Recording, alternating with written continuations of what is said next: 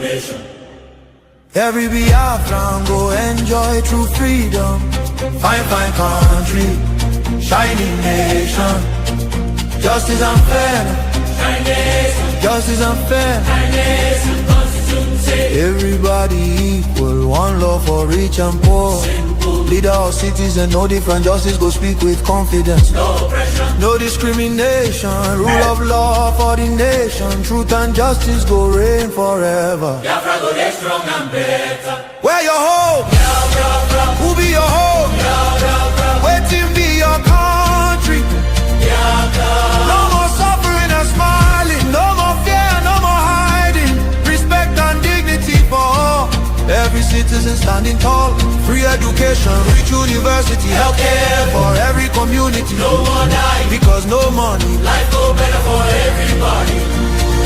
Biafra now our only hope. Biafra now our only hope. Stand up now, make we claim our Biafra now our destination. women go deliver safe for hospital.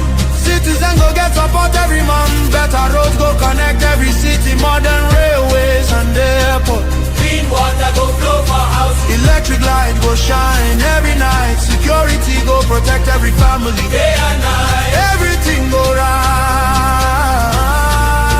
right. You fit waka free for midnight. Go your road without fear. Kidnapping and violence disappear. Peace and progress everywhere. Mama and papa go get retirement benefits. Nobody go kill you for Biafra and go free. Now wahala, the person don't buy for him head.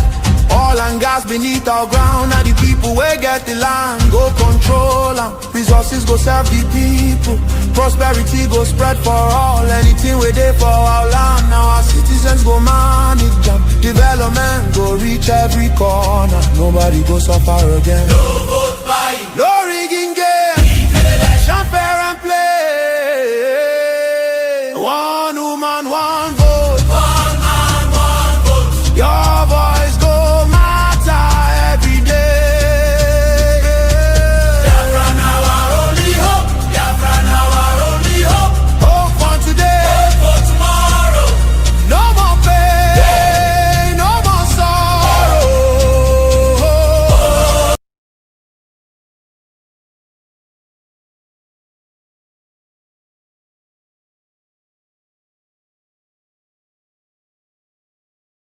Torigba, sorry o. Ndewo, good evening, lovers of freedom. Good morning, good afternoon, depending on your time and zone where you are watching us from. This is Nelly's TV. Please come, let us share the victory together. Let's share our victory. Yes, we are moving forward. No retrieve, no surrender. We are not backing down, not at all. We are standing tall and we are moving faster than ever. And no man can stop it. Another big victory. Yes, our voice is getting viral.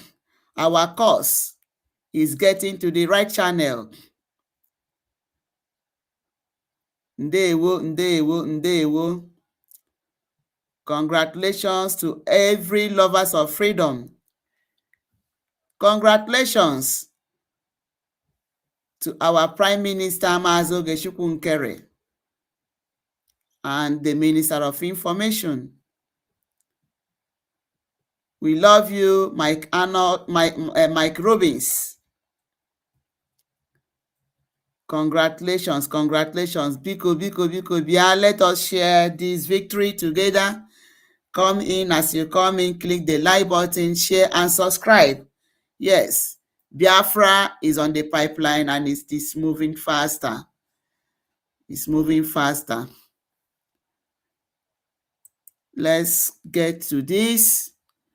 We have some things to discuss here. There are some other things we will want to revisit. Onweye Aimegorige mekwa revisit again to bring out more ingredients that were hidden. ihe ndị zochere ezo. Which one is this today's own? Yes, we know that many people were here. Is it this? Let's see. Okay. All right.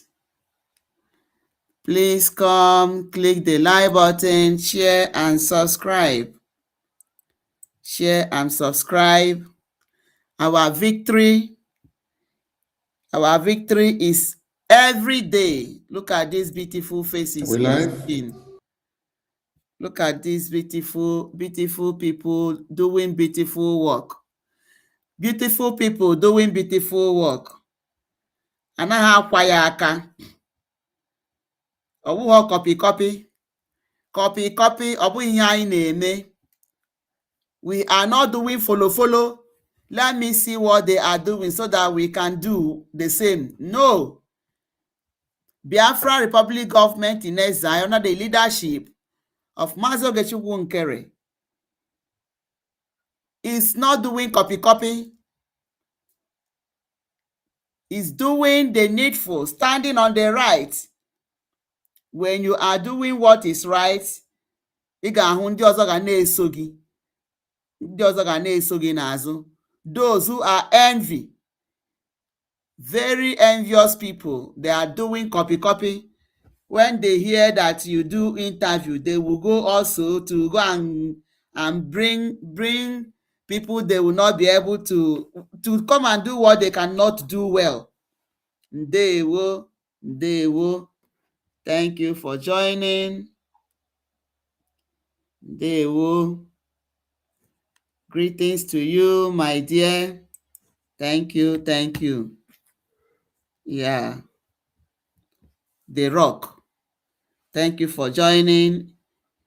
Ifeanyi, thank you for joining. God bless you. When they see something good, instead of them to come and join, they will go and be doing copy, deceiving themselves. See real question here. Come and see interview. In fact, let me start it. Let me refresh ourselves of the other one before we come to today's own. I think that's where we will start it. Let's start from here. Go no real question. Yeah, let's start from this one. Ka anyị bidogodi ya n'ebe a. We have done this, but let us refresh our memory again from this before going to other things. Ihe awụ ihe kwapụrụ ha. Kwapụ ha. They will go to go and disgrace themselves. There are mad people everywhere. When you see where onye na-ahụ ebe a na-echi ọzọ, ọ gawa ebe a na-arụ ọgwụ. You see something that is good. Even if you have that ego, swallow your ego. Even if you have made a mistake, accept that you have made a mistake and make a U-turn. Make a U-turn. Okay? And do the needful. Mmadụ na-eme mistake. Mmadụ kwanu na correct mmadụ. Look at these beautiful faces. This interview, ihe mere ha ni. They go to do the jamboree they did yesterday. Let's listen to this. Let's begin. One of the greatest countries on earth. Nigerians should be able to do just as well inside. Let me start from the beginning. So among the international student groups, the top grades were received by the Chinese students, but the second group were the Nigerian students. And most of them were in engineering or business. And I've always said, when Nigerians do so well outside of Nigeria, why in the world cannot it be one of the greatest countries on earth? There is these things I didn't even take note of when I was doing this analysis. He said that if Nigerians are doing well in the rest of the world, Nigerians, why shouldn't Nigeria be the greatest country? And if you watch those people that are doing well in parts of the world, you will see that it is one set of people. The Biafrans are breaking records. Go to America. Brigade, who made Brigade what he is today, is a Biafran, even though they have not come to join the cause. But it's a Biafran. So they are the one building the economy of the world. Why is it that Nigeria have this kind of resources, yet they are not moving forward? Yet they are not doing what they're supposed to do? It's because they are daft. It's because they have evil agenda. Because they are built on faulty foundation. That is the reason why they cannot do well. Because there is somebody that is controlling them, and that person don't want them to give chance to those that know what to do to bring the country up. They say that, you see them say, the Igbo cannot rule us, so your Igbo man can never be a president. We don't want that president. Go with your presidency. You that you have been the president from time immemorial. How is Nigeria? How is it? How is Nigeria? You that have been holding that presidency. Okay? But look at them telling you that if Biafrans, if Nigerians, as he put it, are doing well, making other countries great, why is it that Nigeria is not doing well? The answer is that Nigeria is a cursed country. Nigeria is cursed from the beginning, from ab initio. From the origin, it is cursed because it was founded on a faulty foundation. Because it is ruled by an empire. Because it has an ulterior motive. Because it has an agenda from the beginning to be a terror country. That is why it cannot do well. Because it does not want to incorporate, to bring other people who can help her grow. That is why it cannot do well. But Biafrans are the key source, or the reason even that Nigeria reached to the level that they are. It is Biafrans. The resources that Nigeria is boasting comes from Biafra land. It's just of recent that they are getting they are finding resources in places like Zamfara, which have gold. Yet their own gold is being mined by them. Yet Biafra's own is by Nigeria. Yet the people are not benefiting from it. That is what Tijan is telling you. Okay? Let's listen before we come to today's program. What is happening? What happened? Why did this thing go out? I can't believe this. I can't believe this. What happened? I can't believe this. Why did this?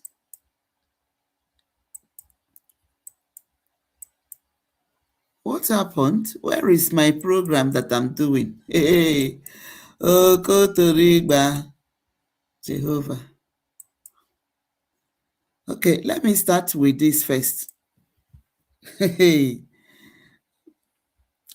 let's see today's own. I don't just know. The program just disappeared. Hey, Jehovah.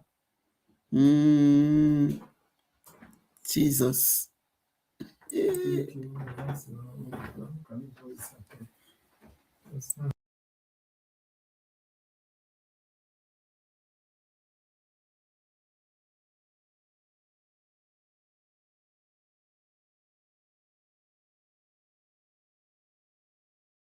Sorry about that. Okay, so before I will get back to that one, let us listen to today's program. to see people that are serious, what they are doing. The serious people, you see it here. Maybe I've mistakenly deleted it. Are we live? Yes. Greetings to everyone, and you're welcome to Politics Insight on Voice of Biafra Television once again. And with us in the studio today, we have Michael Rubin. And I will leave the stage to the Prime Minister and Michael Rubin to do the finishing. Dr. Michael Thank you Rubin, very much, welcome to Minister of the Information. It is a great honor to be here today with Dr. Michael Rubin, one of the most respected think tank official and foreign policy leader in Washington, D.C., and a great friend of Biafra and Biafra Republic government in exile. He is more his impressive biography. Here is more of his impressive biography. Michael Rubin is a senior fellow at the American Enterprise Institute, where he specialized in Iran, Turkey, and the broader Middle East. A former Pentagon official, Dr. Rubin has lived in post-revolution Iran, Yemen, and both pre- and post-war Iraq. He also spent time with the Taliban before 9/11. For more than a decade, he taught classes at sea about the Horn of Africa and Middle East conflict, culture and terrorism. To deploy U.S. Navy and Marine units, Dr. Rubin is the author, co-author, and co-editor of several books exploring diplomacy, Iranian history, Arab culture, Kurdish studies, and Shiite politics, including several pillars. What really causes instability in the Middle East? AER, Press 2019, Kurdistan's Rising, AEI, Press 216, Dancing with the Devil, The Perils of Engaging Rogue Regimes, Encounter Books, 2014, and Internal Iran Continuity and Chaos. Paragraph 2005, Dr. Ruby has a PhD and MA in history from Yale University, where he also obtained a BS in biology. Thank you, Dr. Ruby. The question we have a lot of questions, but because of time, we just take as much as we can. The Biafra Republic government in exile has focused on promoting the U.S. recognition of Christian genocide in Nigeria and had aggressively engaged the U.S. government for such recognition in parallel with other advocacy such as the U.S. Christian community and organization. This has been successful with President Trump declaring Christian genocide in Nigeria. From our perspective, this allows for normalization or discussion of the concept of an independent Christian state in the form of Biafra. Doctor, what are your thoughts about President Trump and the White House declaration about Christian genocide on Nigeria and steps taken to hold Nigerian government accountable? Thank you. Thank you so much, Mr. Prime Minister. It's a pleasure to be here speaking with you. First of all, I'm glad that President Trump and Secretary of State Marco Rubio have calibrated U.S. policy towards reality rather than wishful thinking, like what we saw with the previous administration when Nigeria was taken off the watch list by Secretary of State Antony Blinken.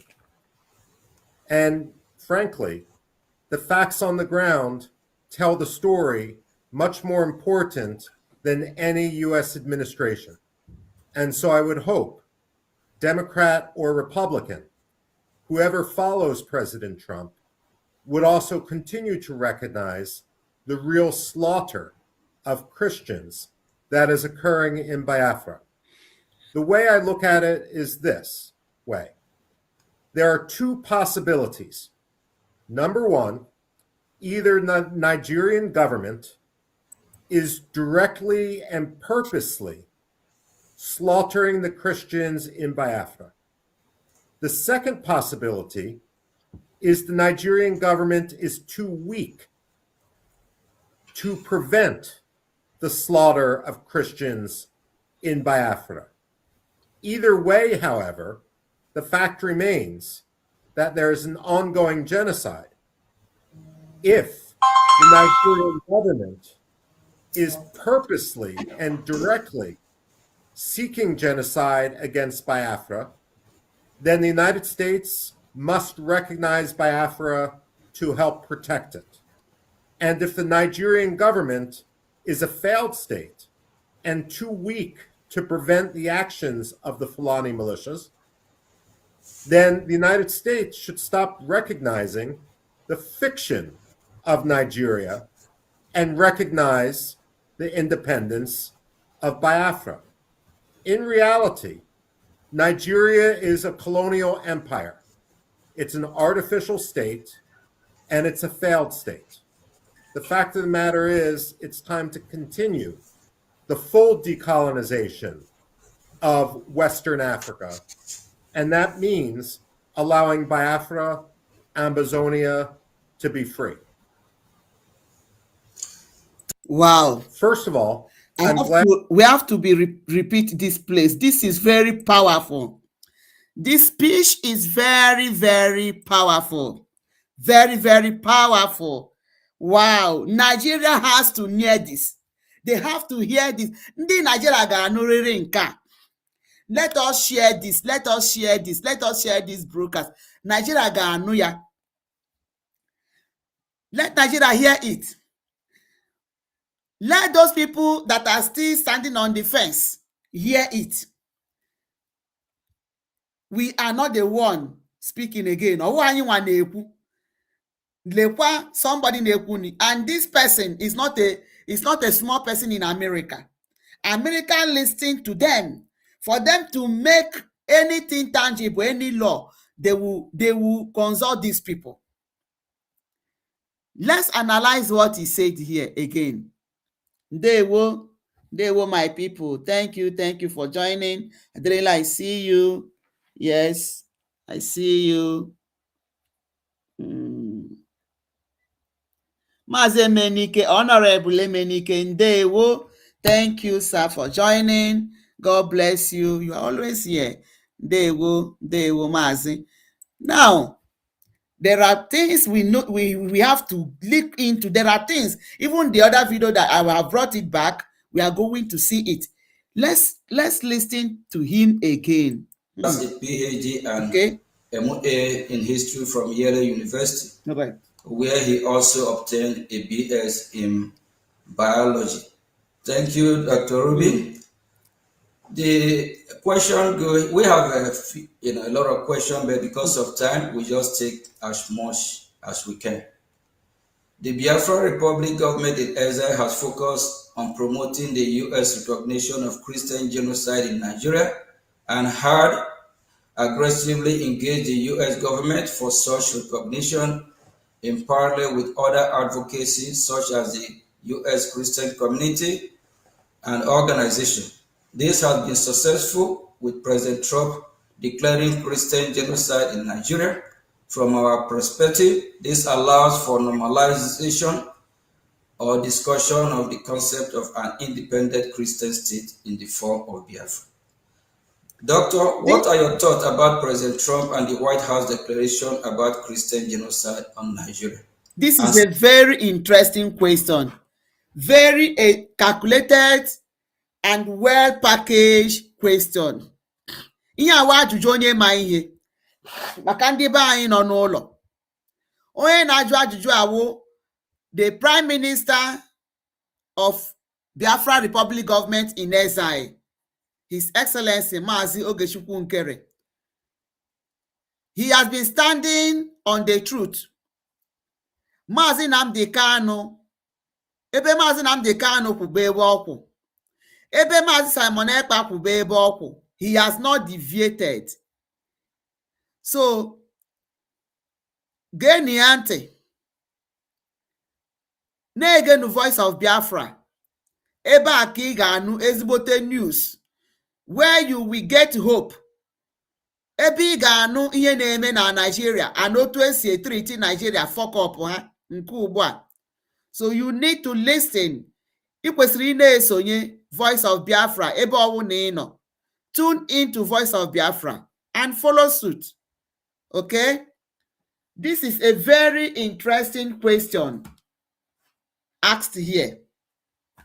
Let's listen to it. Step taken to hold Nigerian government accountable. Thank you.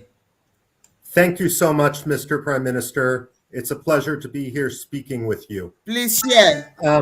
Share. First of all, I'm glad that President Trump and Secretary of State Marco Rubio have calibrated U.S. policy towards reality rather than wishful thinking, like what we saw with the previous administration when Nigeria was taken off the watch list by Secretary of State Antony Blinken.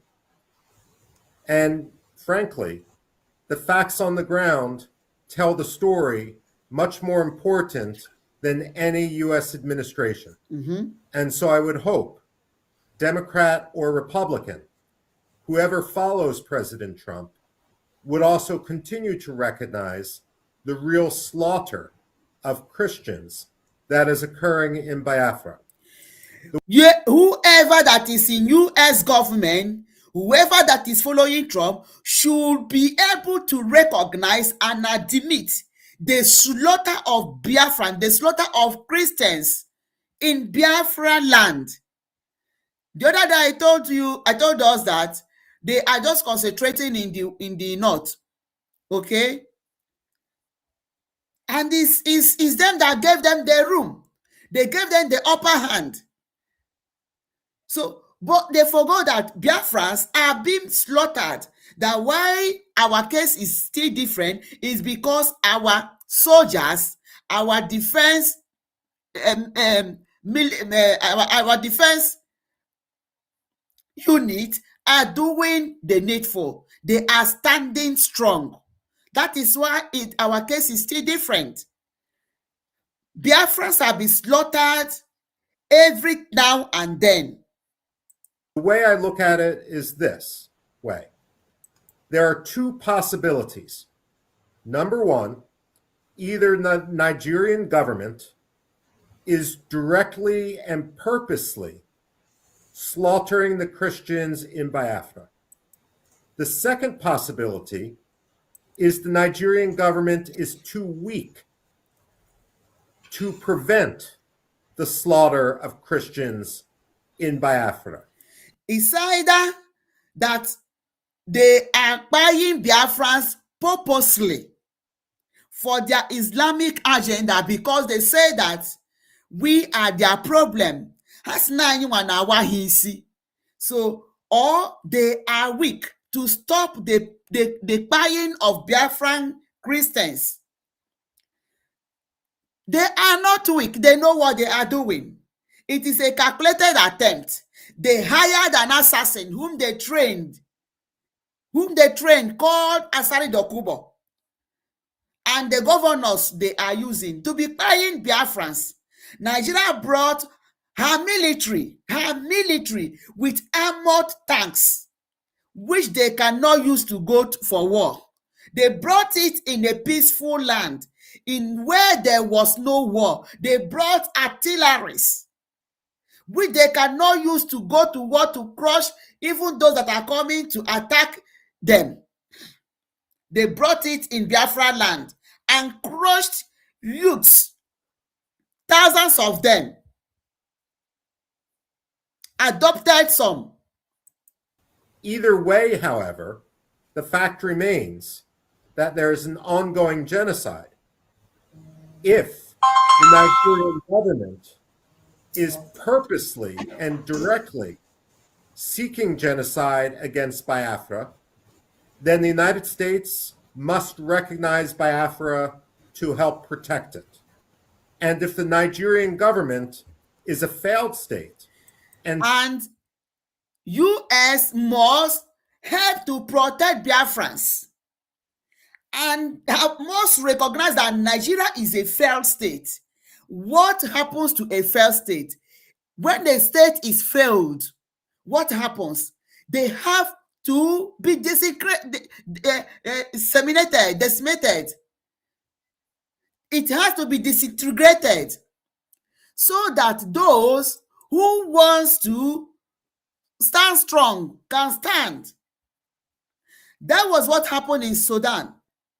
They keep buying because of their jihadism, and the Southern Sudan, we said that they were Christians, said that they cannot continue. We want to go. And they were granted freedom. Even though that still during Obama's regime and Biden, they still infiltrated the Boko Haram people to destabilize them. But our case is different. We cannot allow that to happen. When we get our freedom, we will screen out those marauders, those hoodlums who are even among us causing problem. They will go and join them in the desert. They will go and join them in Afghanistan or in Turkey and leave our land. Anybody that does not concur to the terms and tenancy of Biafrans, which is for the law, which is for the growth, which is for protection, we leave the land. So we are calling on the U.S. He is telling U.S. that they must know that Nigeria is a failed state. And because Nigeria is a failed state, it has to be integrated. That is what he's calling for.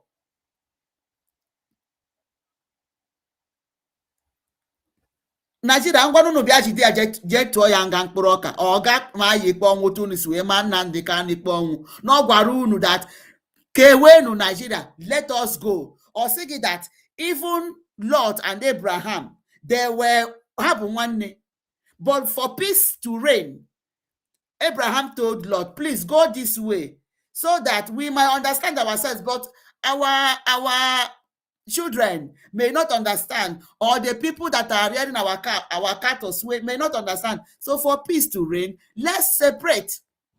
Talk more of people that does not have the same ideology. Talk of more of people that do not come from with the same place. Nothing in common.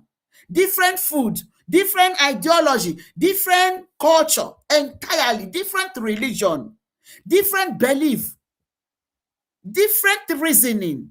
How can it work? So that is what Dr. Mike Rubins have seen. He has studied Nigeria and know that Nigeria is a failed state. And America knows that Nigeria is a failed state. So he is reminding America that they should know that Nigeria is a failed state. Therefore, they should recognize Nigeria. By the question thrown by our able Prime Minister, Mazoke Chukwunkere, he explained this. Okay? Please share this broadcast. Too weak to prevent the actions of the Fulani militias, then the United States should stop recognizing the fiction of Nigeria and recognize the independence of Biafra. Wow. United States should stop recognizing Nigeria. They should stop recognizing Nigeria because Nigeria is a failed state. Makana Nigeria. So instead of putting their interest or wasting their time with Nigeria, they should focus their time on Biafra. That is what our able Michael Rubin is saying. By the good cooked question posed by our able Prime Minister that brought this answer, America should forget about Nigeria because it's a failed state. Instead of wasting her time, focus your time on Biafra and see that Biafra is being liberated from that evil country, from that Janjaweed country. because they are the one that rules the country. In reality, Nigeria is a colonial empire. Nigeria is a colonial empire. And who is the master? Ndị be Eniza. Britain. Nigeria is a colonial empire. Yes. Not only Britain now, France has come in. France has come in to take over the taxation of Nigeria, managing the tax of Nigeria. Well, what country functions in this way? What kind of country functions in this way? So it is a failed state. It is a failed state. I mean, instead of wasting your time with a failed state, focus on Biafra and see that Biafra is being liberated. That is what Michael Rubins is telling the world. Artificial state, and it's a failed state. The fact of the matter is, it's time to continue the full decolonization of Western Africa, and that means allowing Biafra, Amazonia to be free. Thank you very much, Doctor. What are your thoughts on the interconnection between the Nigerian Christian persecution issue and how it ties in with Biafran aspiration? Well, look, Biafra didn't simply form a few years ago. It's not simply the product of a diaspora community meeting in Finland. The fact of the matter is, Biafra has always existed, and we can go back to the 18th century, if not before, and we find evidence of Biafra and recognition of Biafra on European maps and elsewhere. But certainly, Biafra showed its desire back in 1967, and unfortunately, for cynical reasons relating to the Cold War, for cynical reasons relating to Nigeria and its economy, we have a situation in which Nigeria was quite literally allowed to get away with murder, allowed to get away with genocide. One of the problems that we see when we fail to recognize genocide when it occurs, when we fail to delegitimize the ideology that leads to that genocide, is it ensures a repetition of that genocide. After World War II, the German Nazi Party was stigmatized, and the Germans were forced to come to account with what they did. The problem we have in Nigeria is that too many countries have given Nigeria an excuse not to recognize its own responsibility for the first genocide in Biafra. Exactly. They bribed many countries of the world. They bribed so many countries not to recognize, not to accept the genocidal war against Biafrans. They did not. The truth is that they keep spending resources to close the truth, to cover the truth. But the truth must always be exposed. The truth must always be spoken. No matter how long it stays, count how many years. Today, the truth is being revealed out. They say that is Biafra is a Igbo cube. Them themselves has also said it that it was not Igbo cube. Those that fought it, just like Babangida. So the truth is being told now in our time. And this time that the truth is being told is the time that our liberation has come.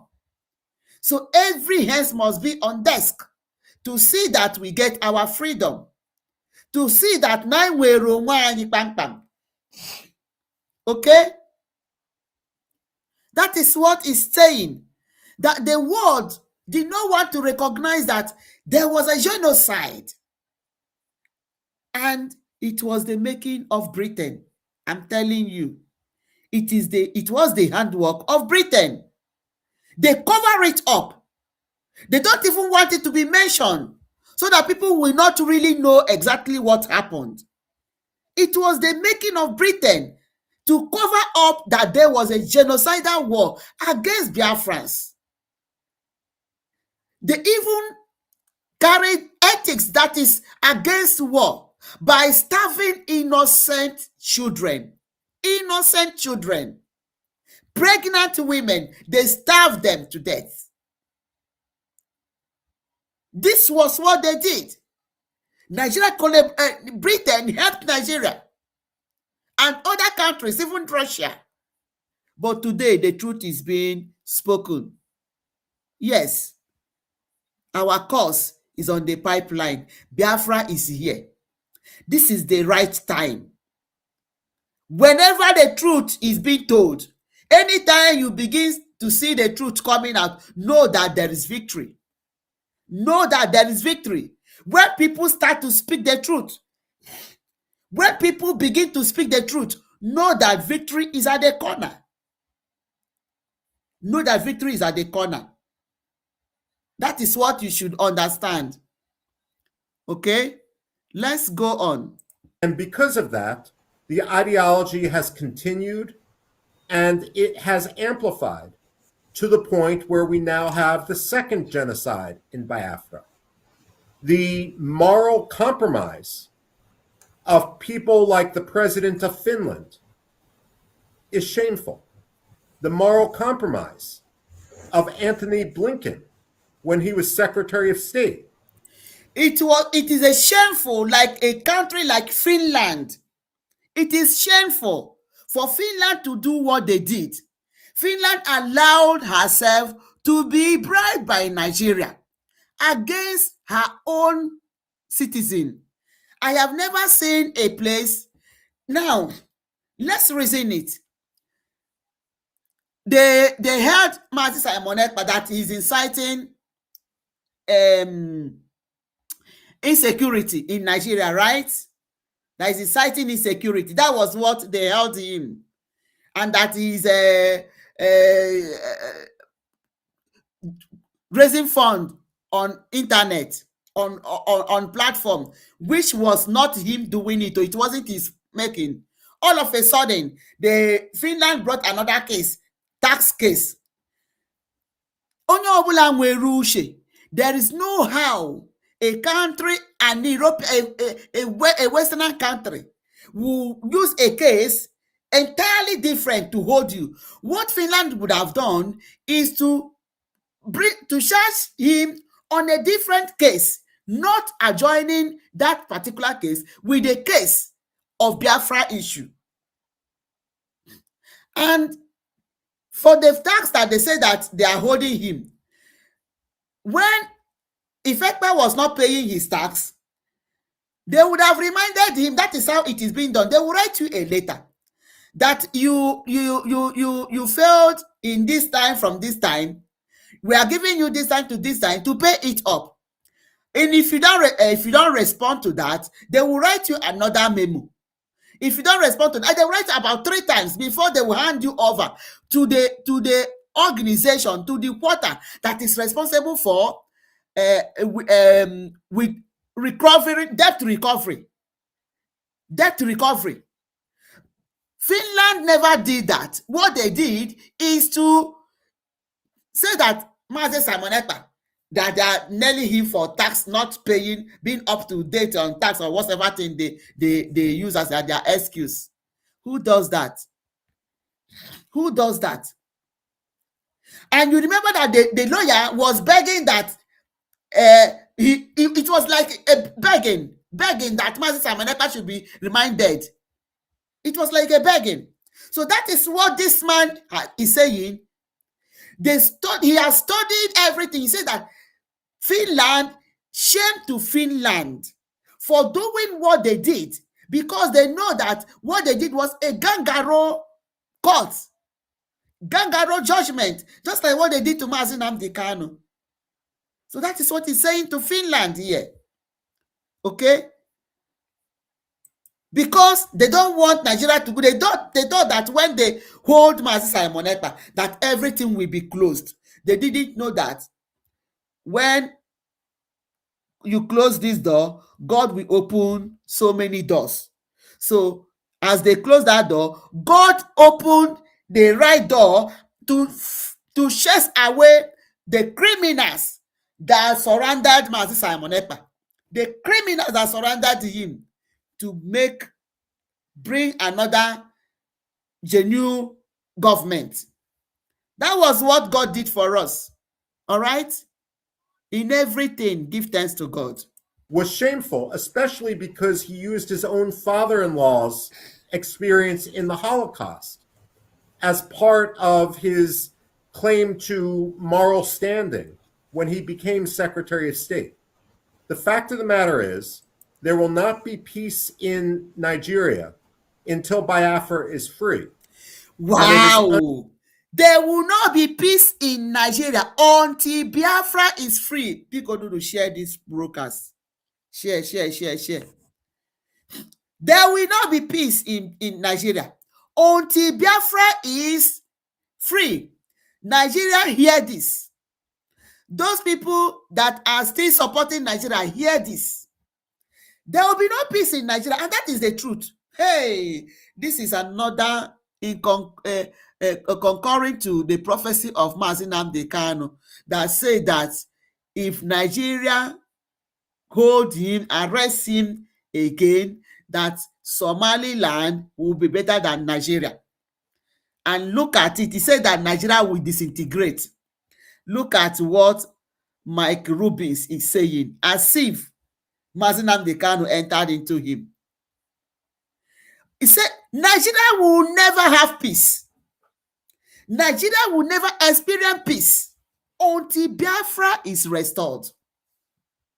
Until Biafra is restored. That is what he's saying here. And Nigeria should not joke with this. So anybody that loves, if you say you love Nigeria, you want your Nigeria, tell Nigeria to let Biafra to go. Iya wugoro, Pharaoh let my people go. Pharaoh mechishante. Pharaoh nwe probet heart. Ewere isi ọkụ dashie ya obi until ihe ike wee dakwasịwa ya. Ya mara, awụrụ na Nigeria hapụgoro Biafrans to go since, perhaps what they are experiencing now wouldn't have fallen upon them. The calamity that they are facing now may not have fallen upon them. But because they refuse to let us go, they are facing it. So the better you leave Biafrans to go, the better for you. That's what our able honorable here is telling you, Nigeria, telling the whole world. He's telling the whole world to tell Nigeria to leave Biafrans. Nigeria, leave Biafrans. Otherwise, there will be no peace in Nigeria. And that is emphatical truth. Unfair for everyone in Biafra to have to suffer through a second Nigerian genocide, a second Biafra genocide at the hands of the Nigerian government.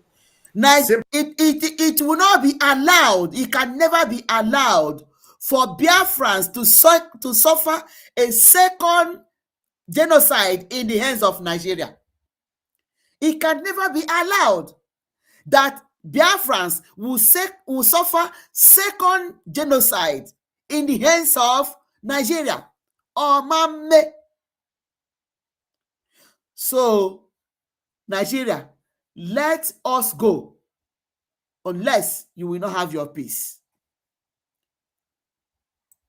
Doc, you are. Thank you so much. God bless you so much. Because diplomats want to be polite and want to make their oil deals and their other trade deals.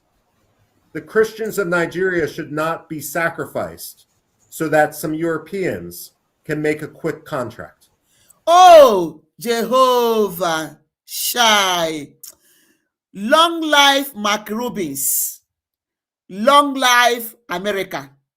Long life Mazoge Chukwunkere. Long life BRGIE cabinets. Long life Michael Rubins. God bless you. Igade. Let's listen to what he said here again. Oh, Jesus. Did I delete anything? Oh my God. Okay. Let me see.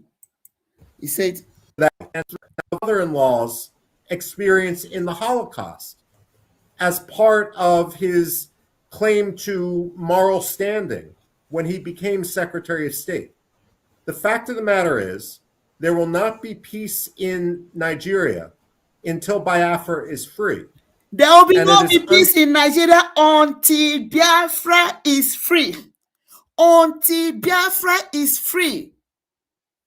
unfair for everyone in Biafra to have to suffer through a second Nigerian genocide, a second Biafra genocide at the hands of the Nigerian government, simply because diplomats want to be polite.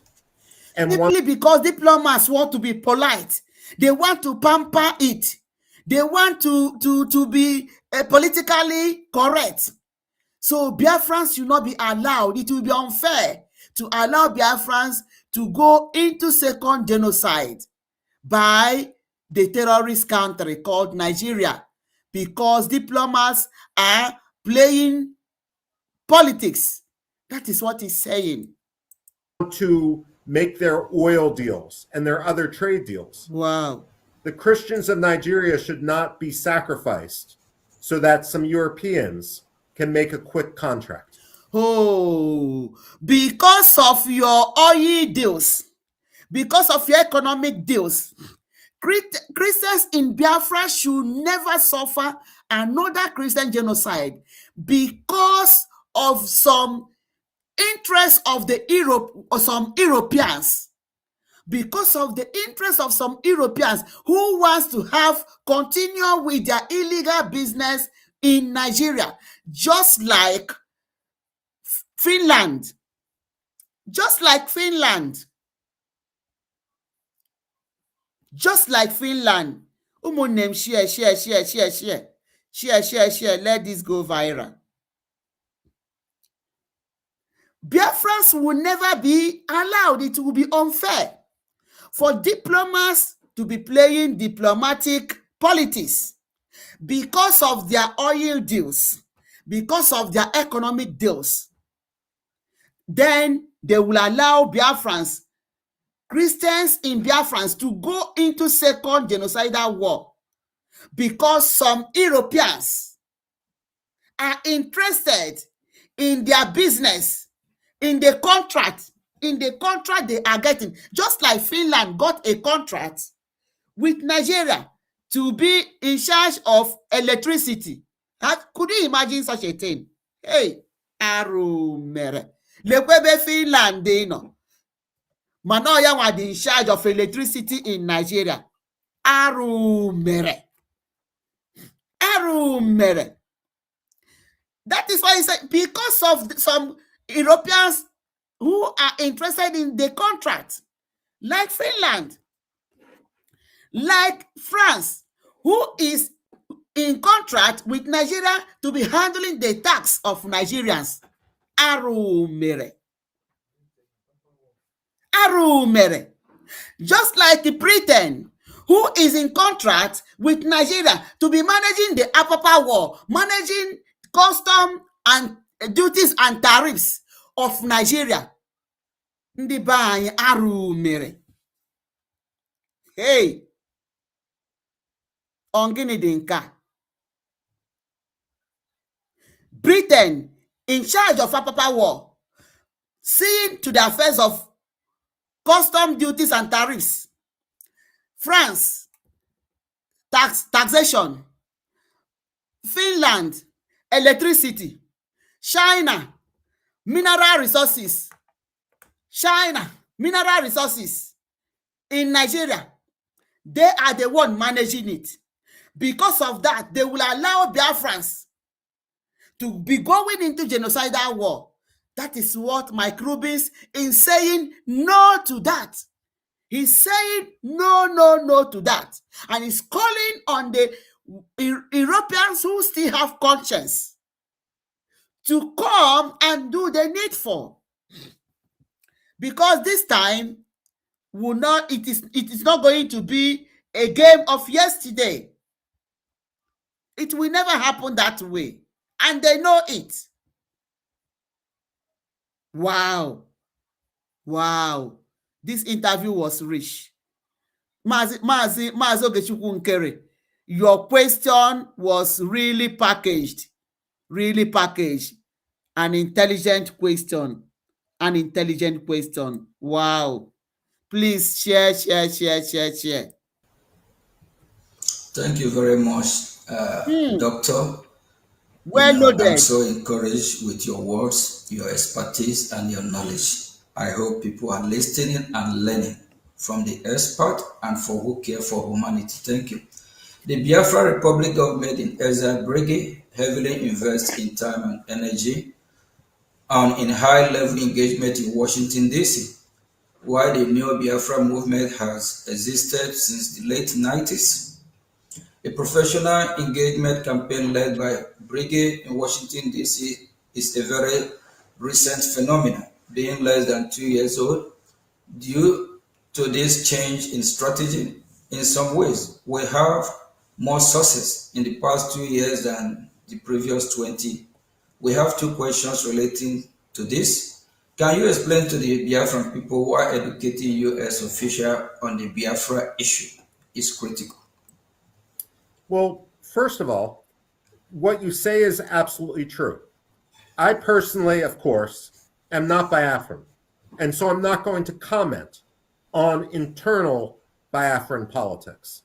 What I would say, however, is that whatever one's political belief as a Biafran, the most important thing is education of people outside Biafra, of people outside Nigeria, to understand the Biafran cause.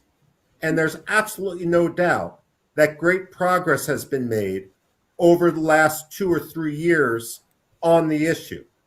Now, wow. Ndị be anyị nọ na diaspora ọnụ aka ọ na-agwa okwu. Everybody has been educated very well.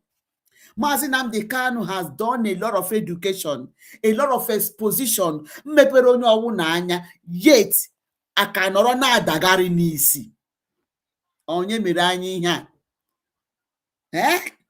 Up till now, we are educating everybody. Also, that those in diaspora, those outside Biafra land, because he knows what is indirectly telling you is that Biafra will come from abroad. That is what he's telling you. That the freedom of Biafra will come from those abroad pursuing it. Because you can't be with your enemy, you can't be with your oppressor and fighting your oppressor. You must make a shift. There must be a shift in paradigm. Okay? That is why God has positioned you people in abroad in different parts of the country. That's what he's telling you. That the education should be given to those outside Biafra land, outside Nigeria, to see this cause as a cause that they must take, a cause that they must participate, a cause for freedom, that they must join this cause to fight for their freedom, because it must come from abroad. He said that he will not come into the internal matter because he's not a Biafran, and that is true. Oga Habata inside the internal matter. Ihe anyị nọ n'ụwụ internal, nke anyị na-emewu internal, okay? Oga Habata into internal because na ọ bụghị Biafra. But at the external level, He is there speaking, educating Americans, educating Europeans. Ginwawu Biafra, what are you doing? Ginwawu a Biafran, what are you doing? What are you still doing? If somebody that is not a Biafran is educating the Americans on the cause of Biafra, that Biafra must be released, and there will be no peace in Nigeria until Biafra is released. Educating the Europeans that no matter how you think you are getting contracts in Nigeria, making you to be turning your eyes outside the genocidal war that is happening on Biafrans, that there will be no peace in Nigeria until you do the needful. Ginwawu a Biafran, what is your take? That you should know that you should come to fight this cause as internal house. The internal is BRGIE, Biafra Republic Government, in exile. He has told you that those outside Biafra land, outside Nigeria. So he's talking about you that is in diaspora. We scattered all over the world. So the cause is for you to do internally. And the internal channel is through Biafra Republic Government in exile. That is the internal channel to project this cause. From there, we are taking it to America, which he himself is doing the needful. Let's share. Let's share these brokers. Let's share these brokers. Wow, this is very, very interesting. This is very interesting. Alaska.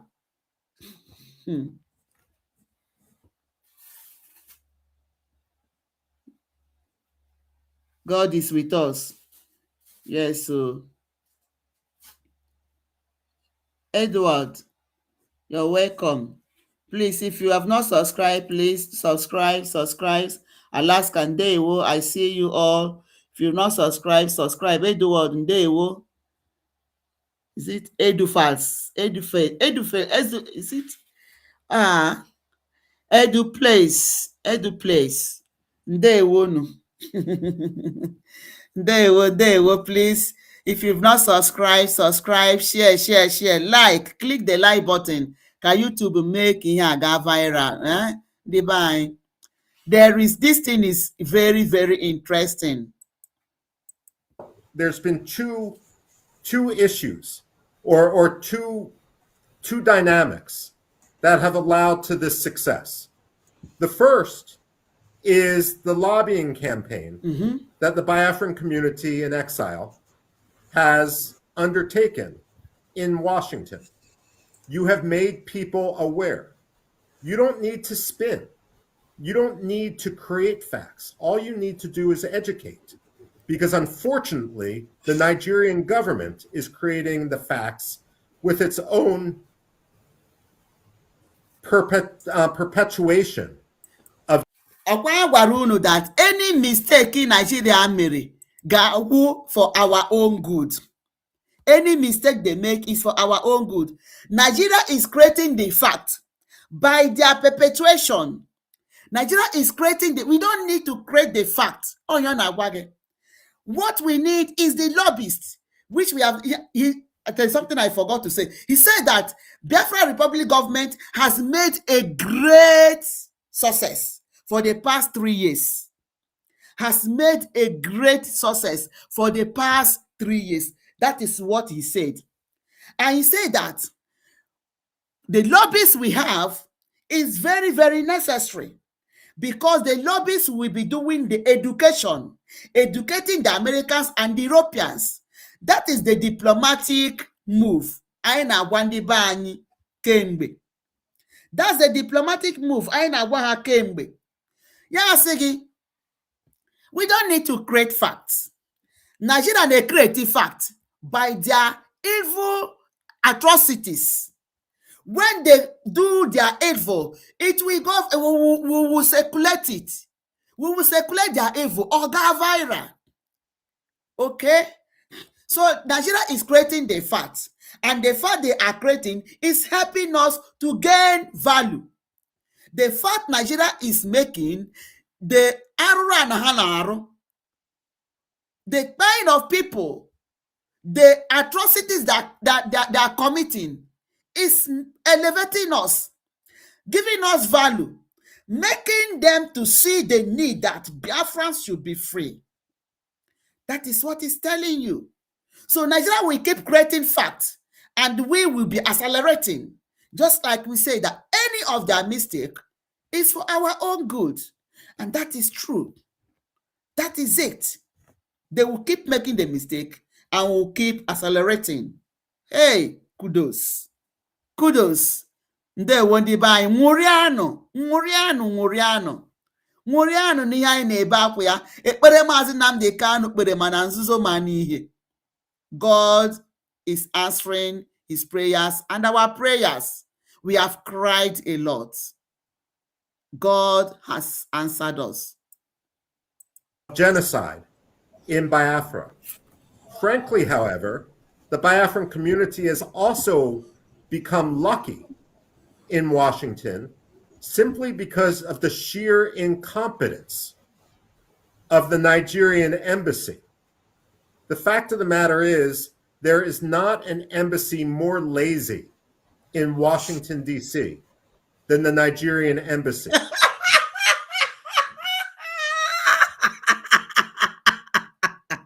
Let's listen to this again. Biafrans are very lucky. Let's listen.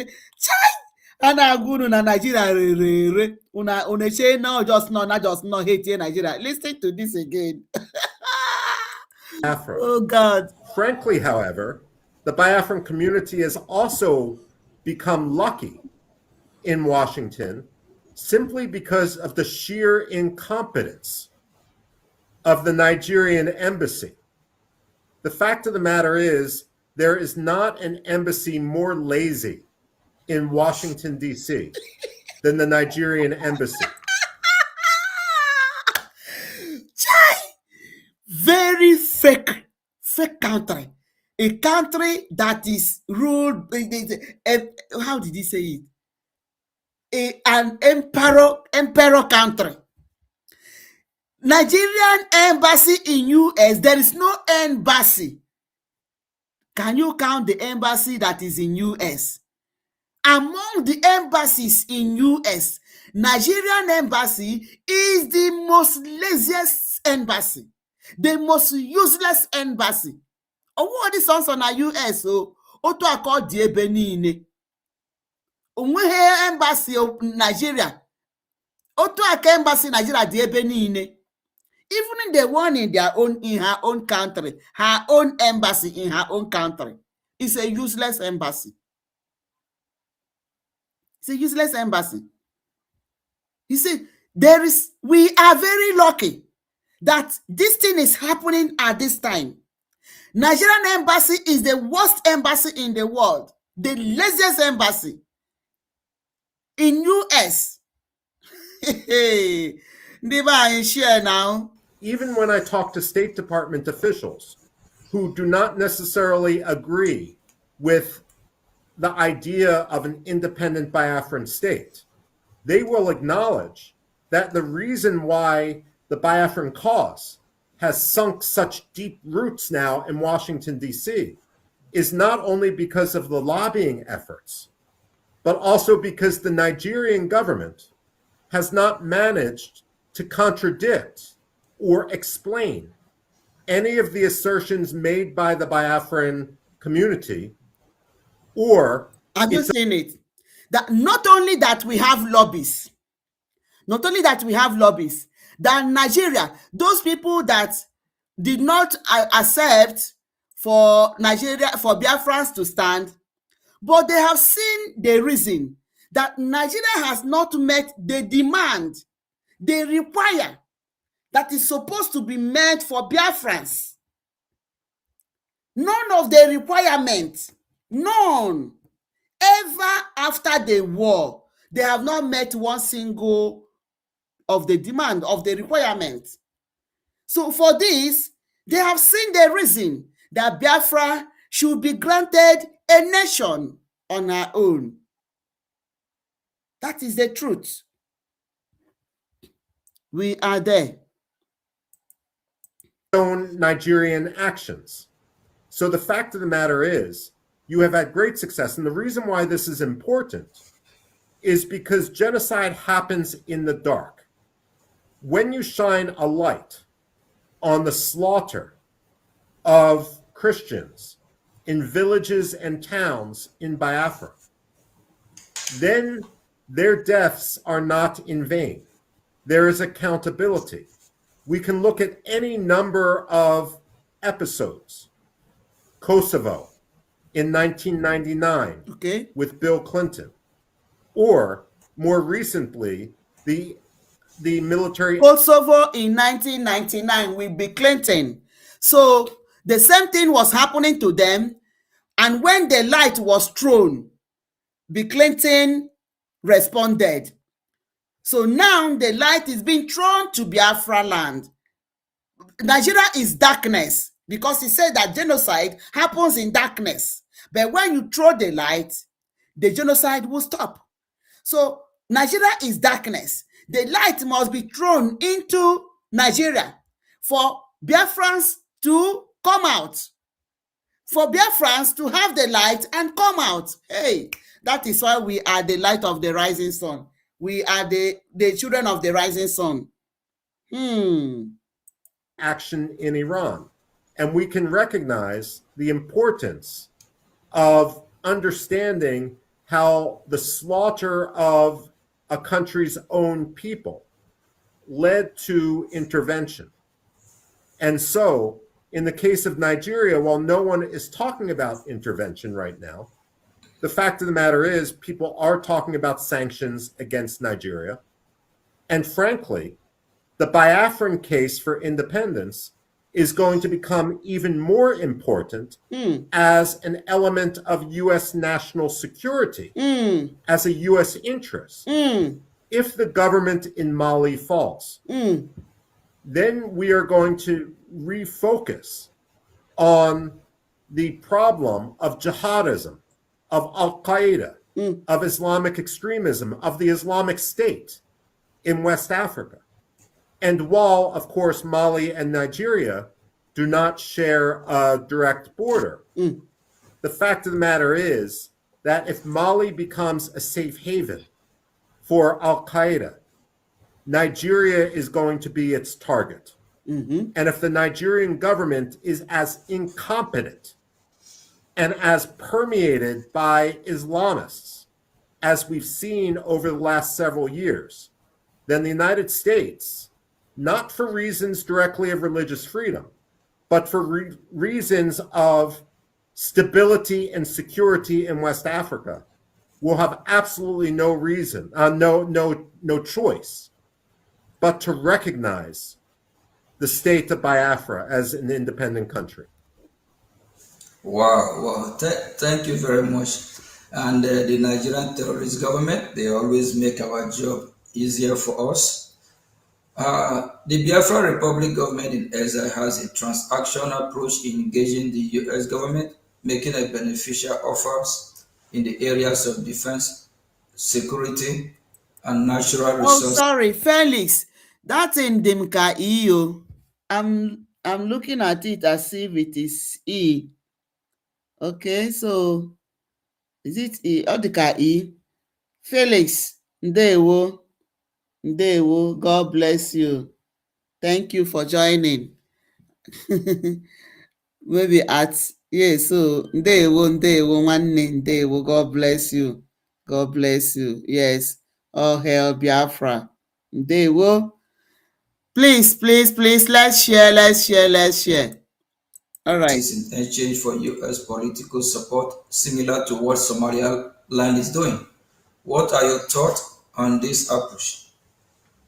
Well, look, when it comes to the aspirations of Biafra, just like when it comes to the aspirations of Somaliland, another country which had suffered genocide, in this case at the hands of dictator Siad Barre, who, by the way, after he was overthrown, was granted asylum by the government of Nigeria, a fellow genocidaire government. The fact of the matter is, Biafra and its lobby should make any number of arguments because different policymakers in Washington will be motivated by different ideas. There's not a magic formula. Personally, the morality of the Biafran cause matters to me. To the evangelical Christian community, solidarity matters, the protection of Christians. But you're absolutely right, Mr. Prime Minister. And Biafra has... You are absolutely right, my Prime Minister. Wow. You are absolutely right, my Prime Minister. Ona hoha, ona fuha. Let them go and gang up another interview that will bring shame to them. Continue. Has a lot to offer. And the point is that Biafra needs to do what is in Biafran interests. It needs to have a symbiotic relationship with the United States. Okay. And if that means a military base for the strategic Gulf of Guinea, okay, if that means energy deals with American companies, that's fine. The fact of the matter is, we should be supporting you for practical, realpolitik reasons. Amen. We should be supporting you for moral reasons. We should be supporting you for security reasons. All of them go together in a way that is beneficial to both countries. Have you seen it? Makandi Nasege, we don't need lobbies. That money that they are using to pay lobbies, we need it to put in the security to buy weapon. Aina agwa without diplomatic move, onwege ebe iji azụ aga. Onwege ebe iji azụ aga. Diplomatic move is what will catapult you to the right place. On our here that the Biafran cause is held in America, held in American table, in American policy. Biafran's freedom is on the top of discussion in American policy. But they were telling you, a lawyer has come, you will not succeed. Don't mind that one that is carrying bag. Now again say photo. Oseche photo obiasi unu. Lekwiye photo a na-eje ese. Look at the effort. So ya wuru na photo ahụ a na-ese ga na-bring this kind of effort. Sewenu photo ahụ. Gaa n'iru sewe more of the photos. So that we'll be getting effort for us to have dignity, to have our home, our country. That is what one of these diplomats is telling you. The Biafra struggle is on the top of discussion in America, and that is true. He can't come here to say what is not obtainable. Let him tell you. If Elias did not tell him that they have to. Let him come and swear. Let him come and swear. Gịnị ka a na-asụwa ede ndị swear unu na-asụwa ede gịnị n'ịma hụ that without lobbies that you will not go, you are not going anywhere, without you having military who will stand on your to stand to defend your land, because America won't just come and defend you. What they will do is to support you, and that is what Mike Rubins have told you. We will support you in security. We will support you in security. Another two things that he mentioned. Okay? So, what are you still doing? Make viral discourse. Those people that have not known that na Biafra is on the table. The Europeans are also discussing about Biafra, because as America is speaking, they are hearing. Yes. not those because of their contract they come to see that Biafrans are gone into extinction for their contract gaa n'iru. Ọ wụrụ ihe a ka ị ga-anọ ejighị ụdịka ihe amara ndị Igbo, anyị ejighị ụjọ wee too, anyị ejighị ụjọ wee too. Ee, ịmakwa ụdịka agha alụrụ mgbe ahụ, ịmakwa ụdịka agha alụrụ mgbe ahụ, ọkwa ndị mmadụ na-atụrụ ime. Ịtụrụ ime ọ dị mfe? Ihe eti mụcha ya ịgakwa ọzọ.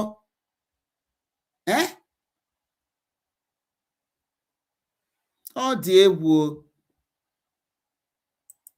Let's go. Thank you very much, Doctor. As a follow-up to the previous question, BRGIE have offered the U.S. military base in Biafran territory, which would provide the U.S. valuable access to the Gulf of Guinea, which we know is very, very important. We believe this is valuable, given increased terrorism in West Africa and the loss of U.S. presence in the Sahel. This idea of having U.S. military base in Biafra has been spoken about by foreign policy experts in Washington, D.C. What do you think of this idea? I think it's a very good idea. Realistically, the United States isn't going to establish a military base before much more formal recognition of Biafran autonomy, if not independence. That said, I would add to your litany of reasons why this is important that the Gulf of Guinea is now the international hub of piracy. And therefore, it becomes extremely important to the security, to the freedom of navigation, to the energy flow. Now, technically speaking, when it comes to maritime law, piracy is an act that occurs 12 miles outside of a country's borders, once it's outside on the high seas, outside of its territorial waters. What Nigeria has done is categorize many of the acts of piracy as occurring inside its territorial waters in order to depress the statistics. But the fact of the matter is, Nigeria, number one, is dishonest with regard to its security. It's become a major source of instability in the region. And at the same time, Biafra has the resources which Nigeria wants to loot. The dynamic which the United States has to be very careful about is this. Wow. Biafrans have the resources that Nigerians want to continue looting, and United States of America is aware of this. Okay? They are aware of this. And not only they are looting it, they loot it, they don't use it for anything.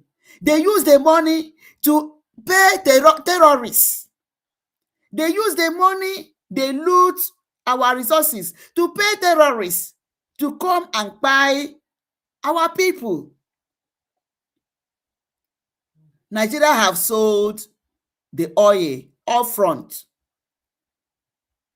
All they know is borrow money from here, borrow money from here. They went to Germany to apply for a loan of $516 million.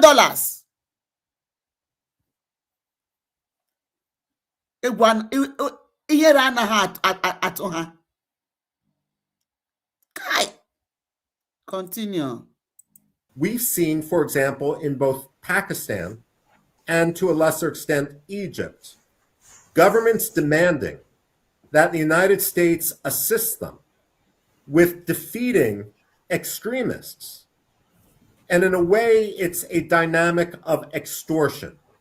Pakistan supports the Taliban, for example, and then demands that the United States gives it security assistance to defeat the Taliban. But it's never going to defeat the Taliban because it wants the billions of dollars in American security assistance. What the Nigerian government wants to do is similar. It wants to, on one hand, promote and catalyze the Fulani militias and other Islamist extremists in the Middle Belt, in the North, and in Biafra. And it will say, you need to give us millions, billions of dollars for our military in order to defeat this threat.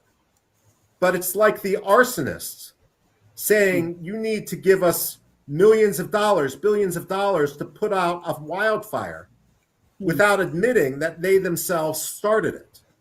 So what the United States needs to do, military base or not, is to call the bluff, the cynicism of Abuja.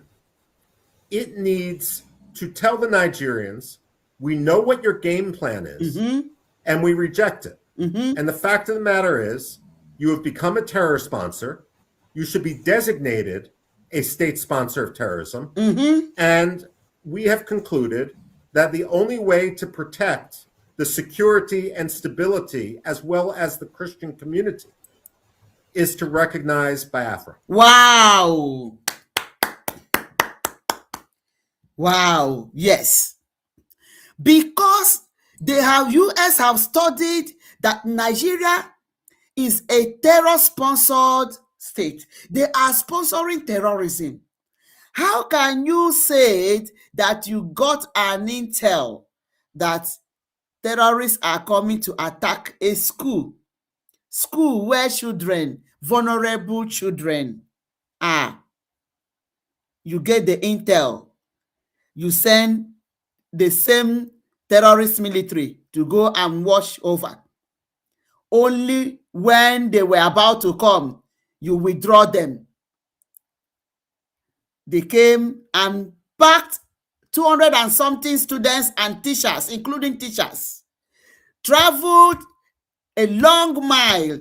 There was no interjection, no stopping, no counter attack. Only for you to go and pay the terrorists to retrieve some of the adopted. Have you seen such a thing? Who sent them? Nobody has ever been able, nobody has been able to prove why did they withdraw and who asked them to withdraw. They say order from above. Who is above the president? Tinubu is the president and he's the commander of chief of staff. He is the commander of armed forces. I think is that how they used to call it. So if the order is from above and he's not aware of it, who is in charge? Tinubu is sponsoring and paying terrorists. So Nigeria sponsors terrorism. That is why America has studied it and said, no, Biafra must be instituted. Biafran nation must be instituted. Do you hear it? Please share. Thank you very much, Doctor. For years, the Nigerian government has used terrorism in the country as an excuse to ask for arms sale to Nigeria. Instead of using the weapon to fight Boko Haram, either the Nigerian government will use the weapon to engage in military action against the Biafrans, or provide those weapons to so-called reintegrated terrorists. Now, there is a shift towards direct U.S. counter-terrorism action in Nigeria, perhaps reflecting concern about the Nigerian military intention. What are your thoughts regarding arms sales to Nigeria? Should they be blocked or at least conditions attack that U.S. arms cannot be used against the Biafrans and Christian population? Well, look, at a minimum, they need to be conditioned. The fact of the matter is, however, that the Nigerian government probably wouldn't adhere to those conditions. Look, I mean, when push comes to shove, the Nigerian government needs to be held accountable for its own actions. And the Nigerian army has been shown not to be a reliable security force. What I would do is challenge the Nigerian government.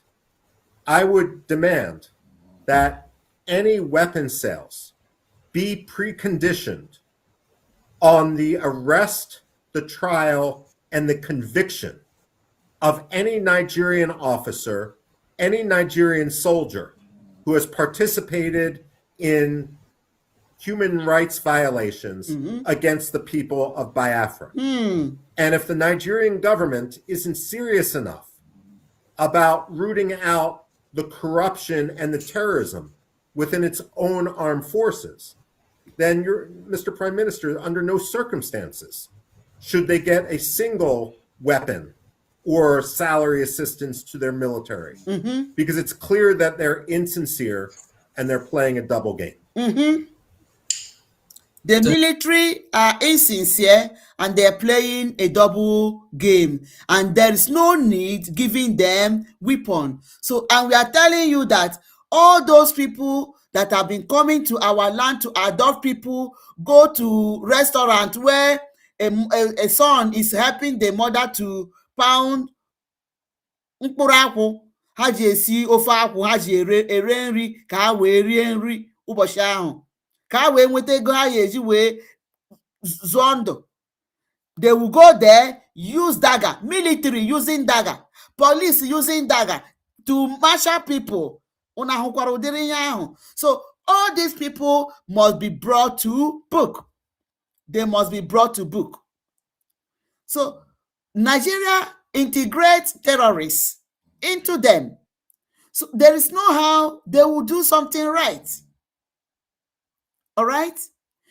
When they started, they were sacking all the generals from Southeast. People were shouting. Why are they giving compulsory retirement to top military officials that come from Biafra land, serving in Nigeria? People did not know that this was their agenda, so that there will be no counter attack. They started integrating these people. It is long time ago they started integrating them. We saw them when you see a custom officer. Omahu eme eyes right. Omahu eme left turn. Manone ono onye wu a leader in custom. Onwe ihe anyị na-ahụbeghị na Nigeria. There is nothing we have not seen. So Mike Rubins is calling that Biafrans must separate and leave Nigeria. Nigeria is a failed state and is a terror country. Thank you very much, Doctor.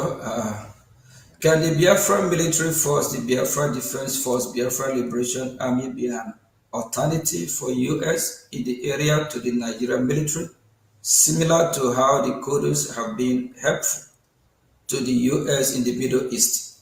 Should the U.S. military train and professionalize the Biafran force into a professional counter-terrorism force? We have proposed this to U.S. government for consideration. I would say that that is a good aspiration for the future. Realistically, until the United States recognizes the autonomy of Biafra, it's unlikely that you're going to get U.S. trainers descending into Biafra the way they have in Iraqi Kurdistan or more recently in Somaliland. But you're absolutely right. Biafra should have the ability to defend itself to the best of its ability, especially if its neighbor cannot be trusted and indeed is the main threat to its security. Wow. Do you see it? That is, the security is very important. That is why you see Nigeria crying every time about it, trying to see how they can decimate the security. Do you know why they come after Mazi Nnamdi Kanu? It was after he inaugurated ESN security, ESN, Eastern Security, which was dealing seriously with these marauders. Mind you, before he wanted to, he created them, when they said that they should be South Eastern Security, as they have in the West, they have in the North, they were against. You will see all the Northern elites, as they call themselves, they will gang up. There will be nothing like that, nothing like that, nothing. They were fighting. We were asking, why is it that it's only in Southeast that having security outfit is a problem for people to defend themselves, whereas ndị ọzọ nwụcha nke ha, not knowing that we were their target. Biafrans were their target. Until Mazi Nnamdi Kanu may inaugurate ESN, ya wuru problem. They came after. Up till now, their problem was that Mazi Simon Ekpa, after DOS, told that they have destroyed ESN, that Mazi Simon Ekpa resurrected them and metamorphosed them into Biafran liberation soldiers. Musa Asege stabbed them on their finance, stopped their finance, they will fail. Then they brought Ngozi Orabueze. She came to say there will be no fundraising. And we ignored her. That same day, we had fundraising. We all contributed. And it moved. Ujabaha. Because security is very important. If you see them attacking, saying, these people that look at what Nek Ashimezie is doing. They are the people buying our people. They are the people causing insecurity. Since why are you people still crying about insecurity?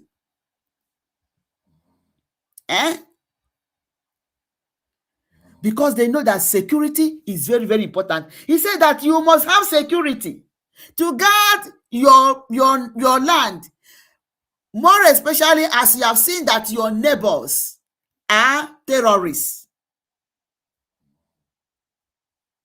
There is a need for you to have security. So we should fund our Biafra liberation soldiers. Fund them. Fund Biafra liberation soldiers. It is very, very important. Fund Biafra liberation soldiers so that they will keep protecting our land. So that they will keep protecting our land. All right? Thank you very much, Doctor. The government of Nigeria has relationship with U.S. adversaries, including the Islamic Republic of Iran. In fact, Nigeria at one point brought Iranian officials into the parts of Biafra which remained under government control last year. Nigeria is also trying to bring a Turkish military presence into the country. This is unacceptable to the Biafra Republic government in exile. We are eager to work with the U.S. to counter this malign influence.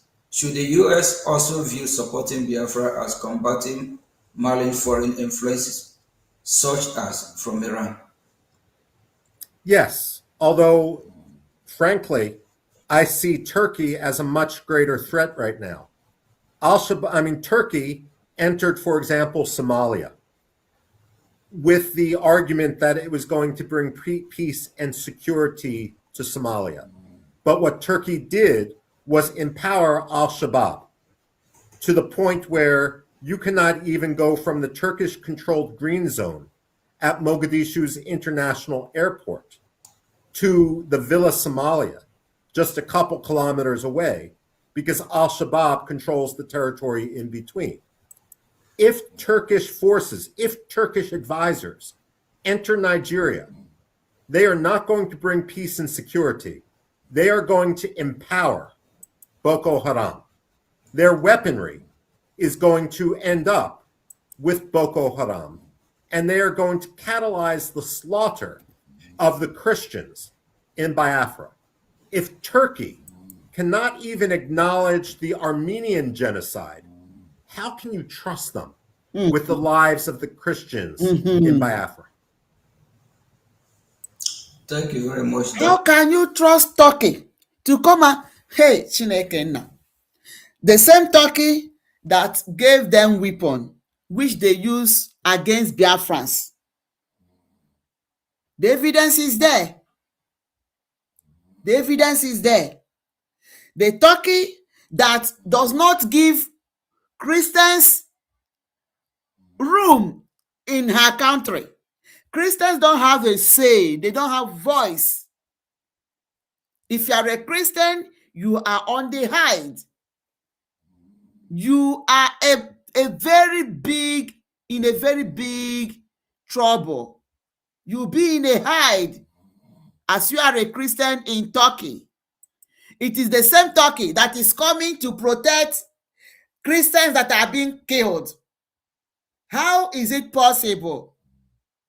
Turkey will now come and bring security to protect Christians in Nigeria,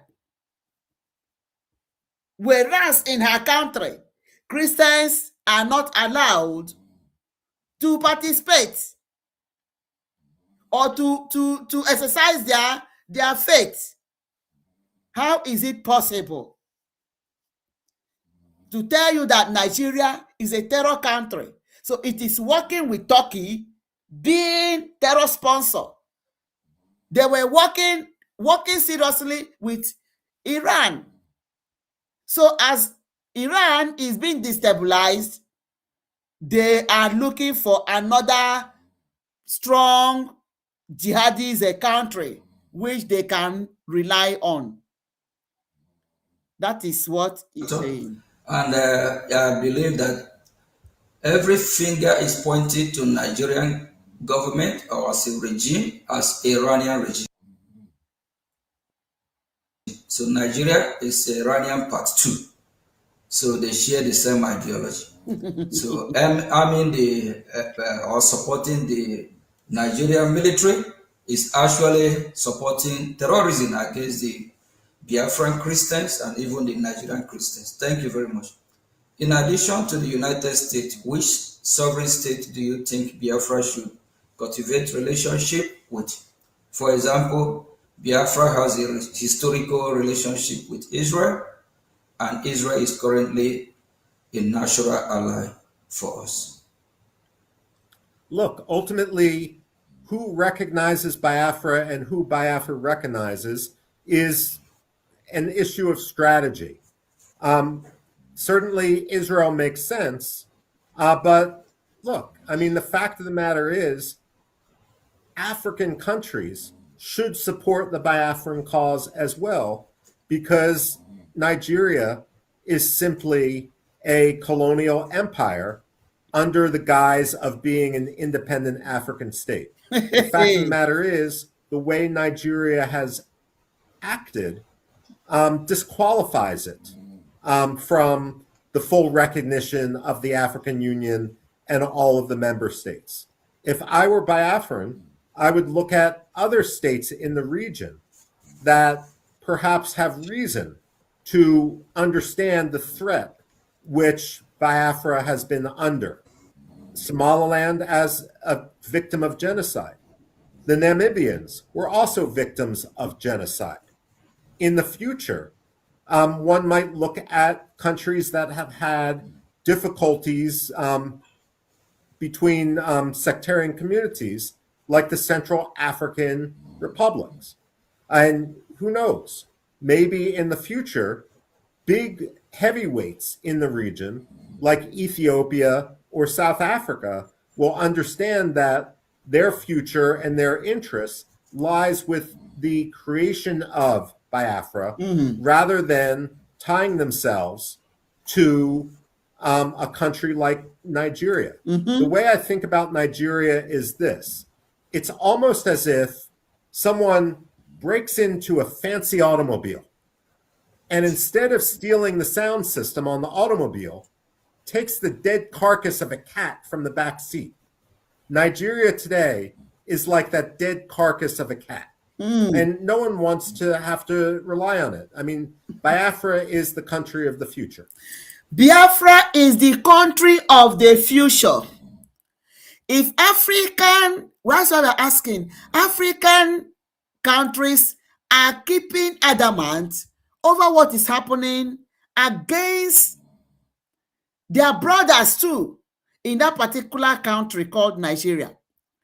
The African countries should know that Biafra is a great nation. Is a great nation. Is a future country. Biafra is a future country. Hey, okay. So, and if South Africa, the alien South Africa realizes that they should have alliance with Biafra instead of Nigeria, the better for them, because Nigeria is a terror country. They should rather have business to do with Biafrans. And African countries should speak against the genocide that is happening against Biafrans. And perhaps Biafra is going to be the great nation in Africa. Nnamdi Kanu said it. This is a cause to fight. Biafra is a future country. Biafra is a future country. If you did not get any of that thing, Maranka na Biafra is here. He's telling you, sure, ọ naghị ekwu ya na-esheki ọnụ ya esheki. Ọ naghị ekwu ya na-atụ ụjọ. He's not saying it with fear. He's telling you emphatically what he has studied and what is in place, what is in progress, what is happening. That is what he's telling you. Wow. Thank you very much, Doctor. Thank you, Dr. Are there other independence movement or non-state actors you think Biafra should have relationship with? We have contact with the Amazonian. Somaliland is being pointed out as a successful example. Well, I mean, certainly Somaliland is successful. And the reason Somaliland is successful is, like Biafra, it has a clear history and clear borders. And it also has a national unity that is born from the trauma of the initial genocide. And Ambazonia makes sense as well, simply because, look, Ambazonia should be independent. Cameroon had its opportunity, and it failed in its compact, much like Mogadishu, Somalia, failed to uphold its contract. And when you fail to uphold your contract, the contract is violated, and then you can go in the other direction. So when it comes to Ambazonia, I mean, absolutely, they have every right to be independent, and frankly, their national history is going to be tied to Biafra's and vice versa. And it makes sense if both countries support each other as they struggle for independence. I mean, it's the English expression.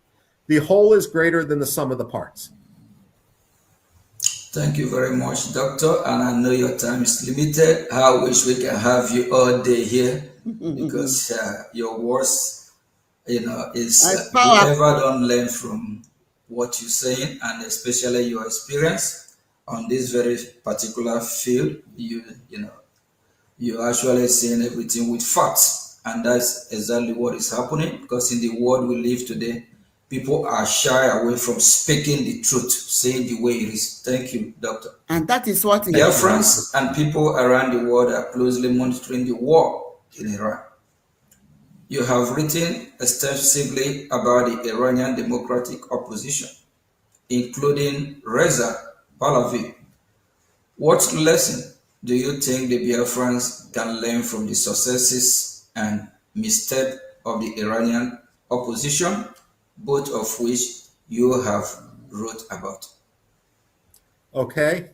I've criticized Reza Pahlavi, a man who I've known for almost 30 years, because, number one, the disorganization of his office. If you cannot organize your own office, how do you expect to organize a country? That's point number one. Point number two is I believe that Reza Pahlavi, or at least many of his aides, became a little bit too comfortable in exile. And I've compared them to the White Russians from the time of the Bolshevik Revolution, where many of the exiles would talk about revolution, talk about returning, but really they wanted to attend the cocktail parties and the social scene in European capitals. I don't see the same mistake occurring with the Biafrans.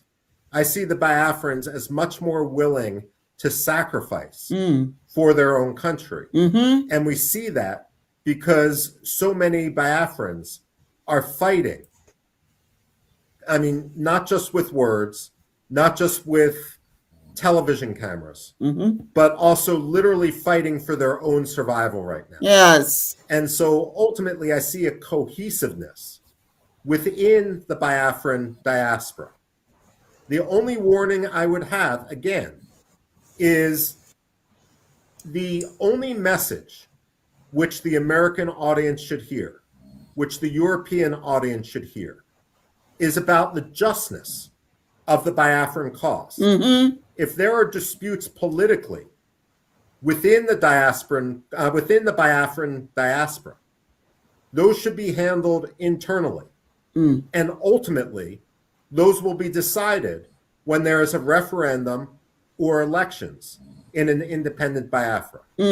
But it's not the job of any Biafran official to complain about any other Biafran official. And one of the reasons that I believe that the Biafran movement has been successful so far, again, is because the Biafrans have been keeping their focus, at least to the American audience, on the broader principles. Too many people among Reza Pahlavi in Iran have started attacking other opposition figures without understanding that the only adversary which they should be targeting is the Islamic Republic of Iran and its murderous regime. And so in this, I commend the wisdom of the Biafran diaspora for recognizing that the principle has to come above the politics. The Biafrans in diaspora, your duty is to talk about those that are buying you and stop criticizing who that is doing the needful. All right? When you see that an interview is made, you will go and see how you can bring counterfeit to that interview. Odi onuma now. Stop confusing yourself. If you really want Biafra, which you are saying you are preaching, you have to support the people that are standing on the right. Just like I heard them saying the bylaw should be dropped. I don't really know the kind of bylaw they are talking about, or is it the new one they made for themselves? Why are you doing that? From the look of things, you should know where the truth is coming from. Therefore, stop causing nuisance in the internet in the name of IPOB or whatsoever, in the name of CRC or whatsoever. BRGIE is one. Biafra Republic Government in Exile is one. It is not two. It is not two. And it is being headed by the person that is having this interview with Mike Rubin, speaking to the Americans, and they are responding positively.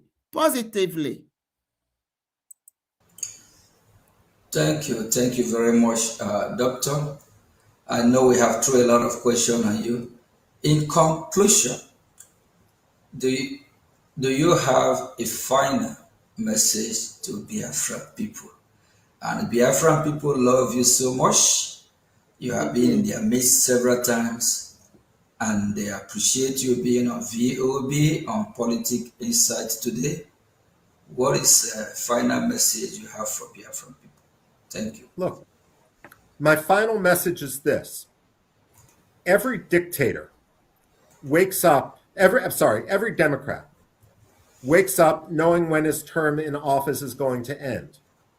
Every dictator wakes up knowing that today will be his last. Over the years, I've had the ability to interview people. Lech Walesa in Poland, for example. People in Iraq after the fall of Saddam Hussein. And others. And what they say is, we fought and we fought and we fought. And sometimes it seemed hopeless. But then when the change happened, it happened much faster than anyone expected it would. And I suspect the same thing is going to happen with regard to Nigeria and the collapse of Nigeria. Yes. It may seem far off. And diplomats, American diplomats, European diplomats, may seem to almost with tunnel vision, just support the status quo. But as Nigeria collapses, it will be amazing how quickly things change. And so it behooves the Biafran community not only to advocate for their cause, but to plan for the day after. So when the Republic of Biafra is internationally recognized, Wow. it can start its operation right away. Its ministries, its economic philosophy, its legal code will all be prepared so that Biafra and the Republic of Biafra will be successful. And in that, I have no doubt that you will. The human capital, the intelligence, the lived experience Yes. of the Biafrans put them in a category much closer to Somaliland than to a country like South Sudan, which failed almost as soon as it began. And so I commend everything the Biafran community is doing in order to preserve its national rights and in order to protect the livelihood of the Christians who are now undergoing an ongoing tragedy. Thank you very much, Michael, Senior Fellow at the American Enterprise Institute. We really appreciate There is a very big hope. Big hope. you, and we are honored to have you in VOB. I know this what we went through before the interview. We have some difficulty at the time, and we appreciate your patience. We love you very much. Keep doing the good work to save the minority. Also, Christians have been persecuted, even non-Christian. God will reward you. Humanity love you. On behalf of the Biafran people, I'm saying a very big thank you. And the global community that know what you are doing, they love you very much. We love you. You are doing this from the bottom of your heart. Yes. And we have heard all you said, and we believe that those viewers that are listening and the U.S. government, they know the right thing to do, because Iran of Africa is Nigeria. And if Nigeria is not disintegrated, after taking down the terrorists over the Sahel without, on the Middle East, without dealing with Nigeria will be the next terrorists, because Nigeria has been a safe haven for the terrorists. Even they have Hezbollah in Nigeria, over 22 terrorist groups. So after Iran, we believe Nigeria should be next, and Biafran people should be free, and every minority in that region deserves to also get their freedom. Thank you very much. We appreciate you. And I also want to let Biafrans know that Michael Rubin here, acknowledged the success of Biafra Republic government in Washington, of which we have been spreading the gospel, educating U.S. officials, because some Biafrans are not aware of this. And thank God that you yourself, you acknowledge it, that the work of our lobby, taking us to Washington, D.C. is paying off. Thank you very much, Marco. Honorable Minister of Information, please, before we let Michael Rubin go, you know we have The journey we of run out of time already. So the just go ahead. lobbies Thank you. is yielding a very big Thank you, successful Dr. fruit. Michael Rubin, and we appreciate you so much. The Biafran people love you from the bottom of our heart. But there is something that is bothering us, the Biafran Please people. How is it possible that like, you and predict share. the future Well, we on don't predict the politics? future. You need to work for the future. And that's what gives me such hope when I see the Biafrans work to that common goal. Mm-hmm. Wow, thank you very much. In 2025, you said after Mali, Nigeria fall is the next. And today, what you said has come to pass. That is why I asked the first question. How do you do it? The same way you had written and predicted about Iraq, Iran, and many other countries and many other nations, most especially every conquest agenda team that has to come to Islamize the entire nation. You're always on it. Michael, what is the secret of how you go about getting these facts aligned that they come to pass the right way? There is no secret. Look, I'm not a diplomat. I put diplomacy aside. Foreign policy needs to be based on reality and not wishful thinking. Mm-hmm. And when it comes to, and certainly not greed and commercial contracts. So when it comes to Alexander Stubb, it's clear that he's motivated by commercial contracts. When it comes to Anthony Blinken, there was too much wishful thinking. All one needs to do is look at what's happening on the ground in a country like Mali or in a country like Nigeria, and then that's the only thing which you should base your analysis on, even if it makes people, even if it's uncomfortable, even if it makes officials in Abuja uncomfortable. You only need to work in the realm of reality. Mm-hmm. And that's what I try to do. Thank you, Michael. I did Thank you. ask one very important question to our previous guest, and I'll also throw it to you. Is it advisable to reintegrate Boko Haram terrorists or Islamic jihadist terrorists into the military formation, because this is what Nigerian government are doing? No, it's not wise. It would be self-defeating, and ultimately it would be laundering terrorists. Those who are in Boko Haram should be held accountable for any violence which they perpetrated, and those who were kidnapped into Boko Haram or who may not have been directly involved in violence should be rehabilitated, but not under arms in the military. And countries like Rwanda and countries like Morocco both have experience in how to accomplish this.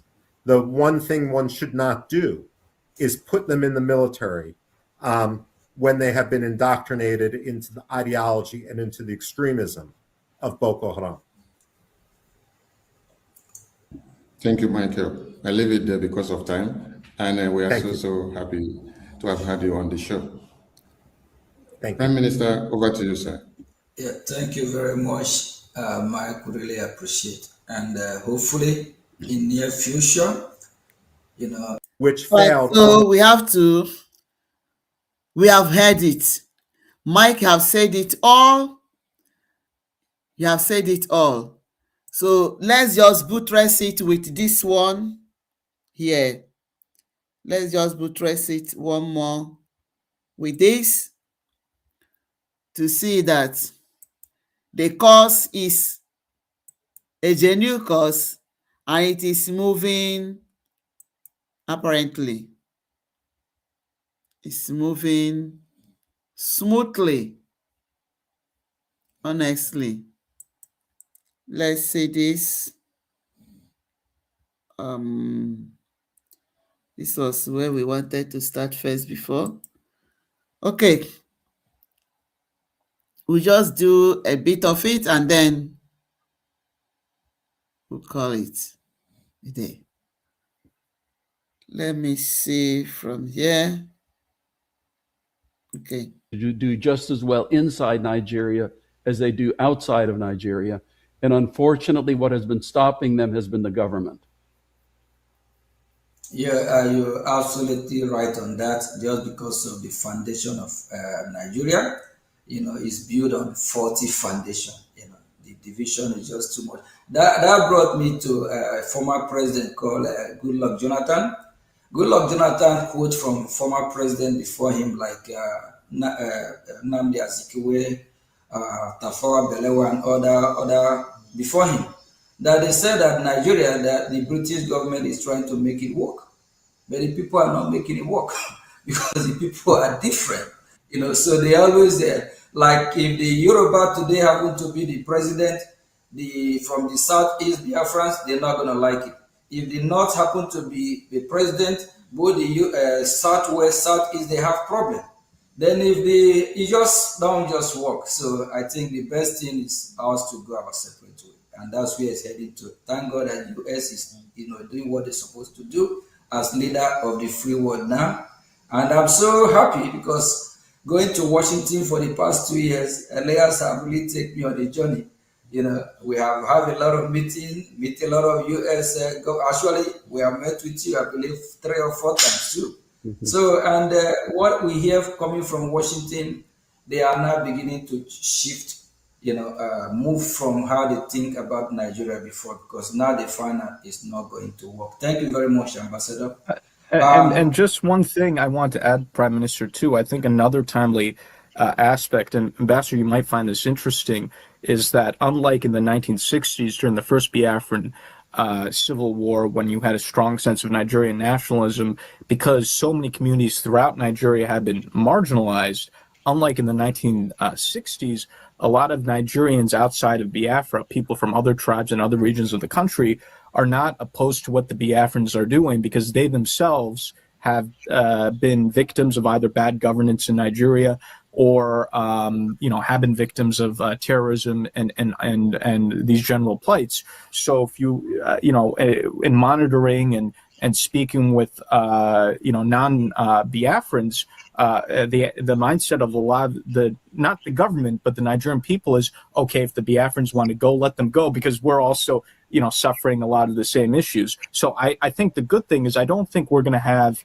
a repeat of the 67 to 70 war, because a lot of people throughout the country see the flaws in the system and now personally relate to many of the things that the Biafrans have gone through. Granted, the Nigerian government is, of course, vociferously opposed to the to what the Biafran aspirations are, but putting the government aside, I think in terms of the general population, even outside of Biafra, there's a lot of, if not sympathy, at least understanding.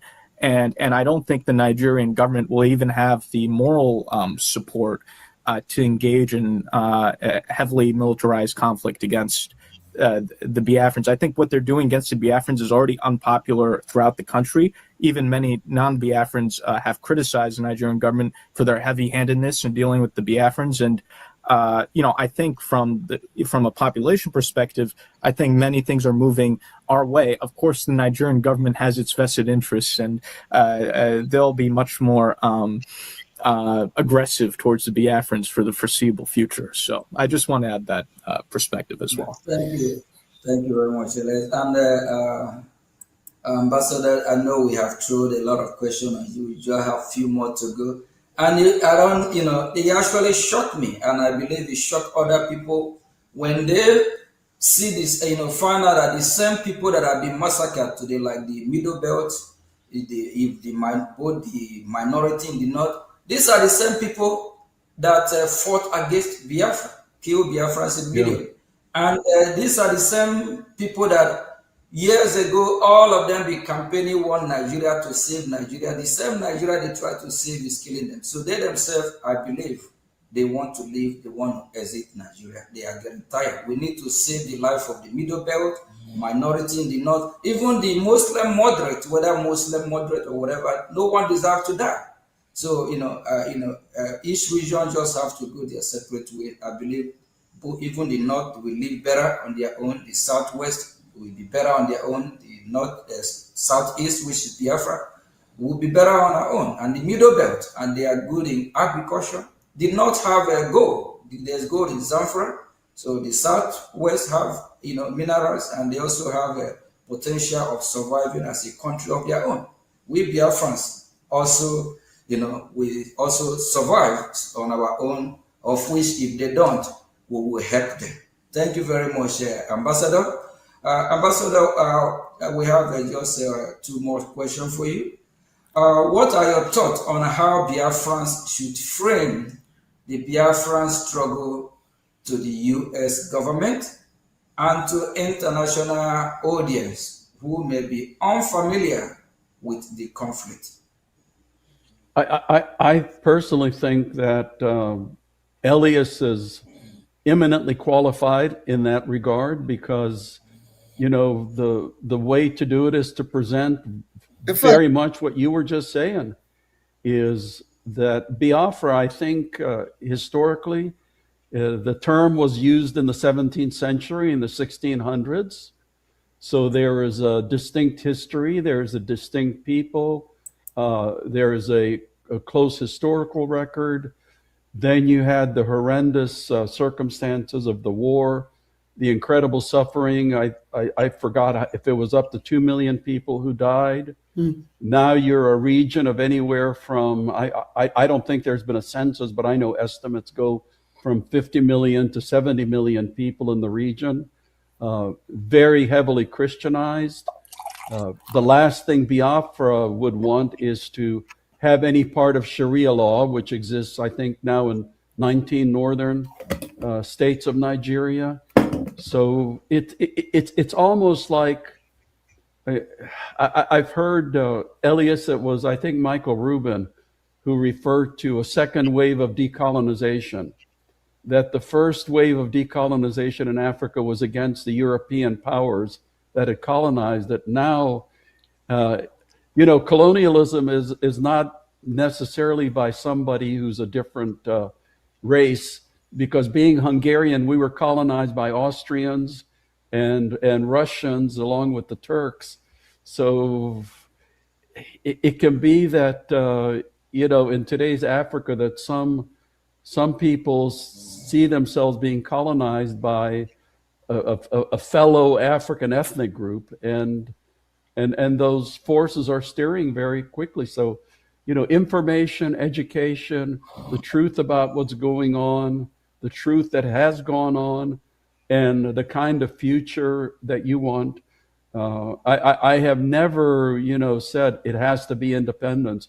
My own campaign has always been for justice and equality and fairness for all of the people, and that's what I absolutely believe in, and that's the points that you should be making. Thank you very much. Thank you. Thank you very much, Ambassador. And that justice, that's where we are. Because when you mention of Sharia law, we are Christians, 100% Christians. So you see that these colonial powers are just like Mike Rubin said, that Nigeria is a colonial empire. Nigeria is a colonial empire, and therefore we have to get out of that colonial entity. We have to get out of that colonial entity, that bed bug which wants to be sucking the people. This interview, this program, we are still going to run it, but let us see this thing. I use it, but there are many things that we didn't pay attention on. So we are going to listen to it again and fish out those things. I'm still going to go back on that program, not today, another day, probably tomorrow or another day. But you see that program I just removed, it is very rich. There are things there that we need to really bring out, to really bring on the spotlight. So, but I want us to listen again to this interview, this exposition of this woman. It is very, very educating. Ndewo Charles, you're welcome. Ndewo, thank you for joining. So let us listen to it again. I will not interrupt it until it finishes. Then we'll now see. There are other things. I analyzed it, but there are so many things this woman said which we didn't pay attention. Even me that was analyzing it, I did not really get that part. Saturday night, Donald Trump was the target of a third assassination attempt, and it happened at the very same Washington Hilton where Ronald Reagan was shot 45 years ago. Here's what the president said. You know, I've studied assassinations, and I must tell you, the most impactful people, the people that do the most, you take a look at the people, Abraham Lincoln, I mean, you go through the people that have gone through this where they got them. But the people that do the most, the people that make the biggest impact, they're the ones that they go after. They don't go after the ones that don't do much because they like it that way. And when you look at the people that have either, whether it was an attempt or a successful attempt, they're very impactful people. Just take a look at the names there, the big names. He's right. And you know, go after those who are doing right. Those who wants to do the good thing is the one they go after. Those people that do not matter, just like Nigerian president is. You cannot see anybody going to assassinate him. They will not. But those people that want to do the right thing, that is whom they will go after. knows exactly what he's talking about. And the timing of what's happening this week tells you everything. Today, King Charles arrives in Washington, just as a conveniently timed book is published called The Queen and Her Presidents, The Hidden Hand That Shaped History. Well, that hidden hand is not happy with Donald Trump, as a new House of Lords report released at Chatham House last week makes very clear. So we have a thwarted assassination attempt, a royal visit, and a Chatham House forum. These are not separate events, although the media will treat them that way. But if you understand how Donald Trump and his administration are dismantling the strategic and economic levers of the British Empire, then you will understand the Trump administration is destabilizing the British Empire, their whatever. That is their problem.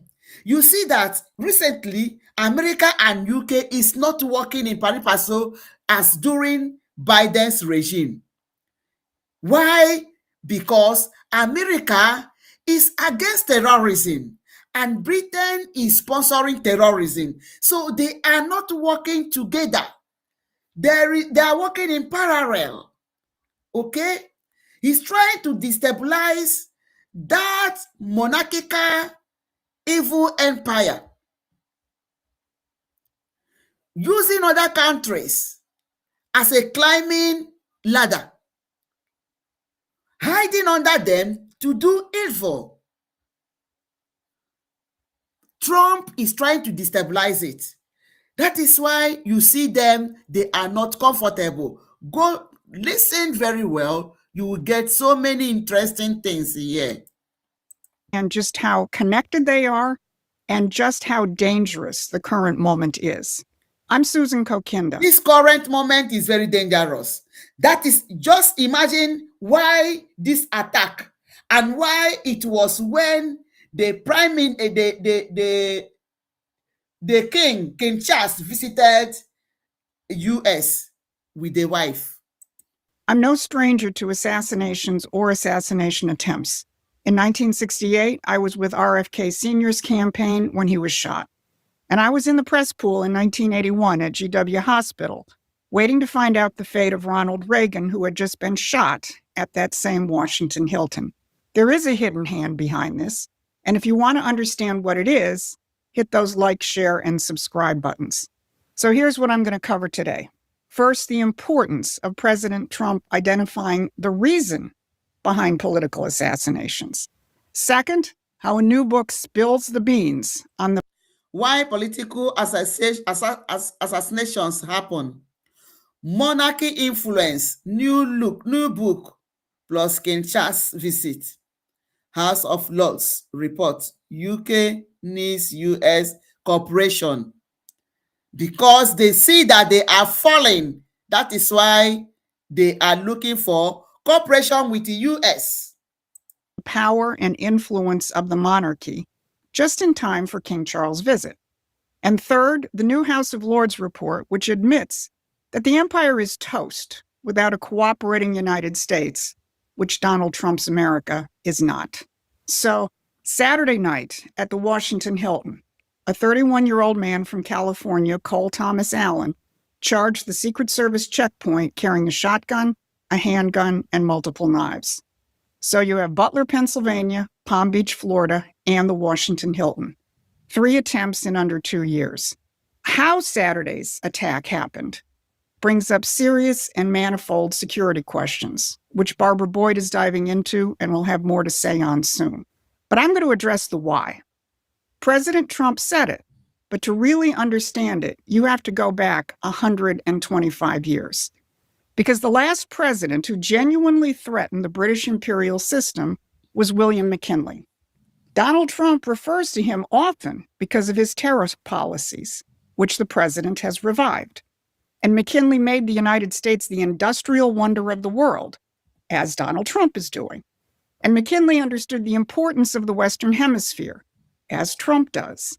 McKinley was assassinated at a Pan-American exposition.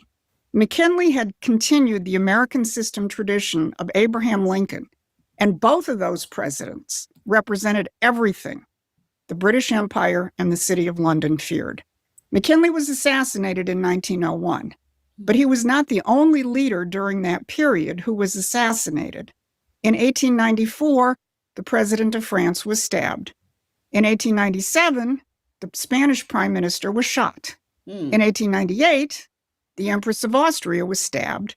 1900, the King of Italy shot. And then in 1901, McKinley shot. They were all killed by anarchists. Now, Great Britain was notorious for safe housing anarchist movements and the assassins they spawned. Which Promethean Actions ebook, it's the British who murder our president's documents. The link is in the description. Was notorious for that. Great Britain was notorious for that. Now go back to Saturday's attempt.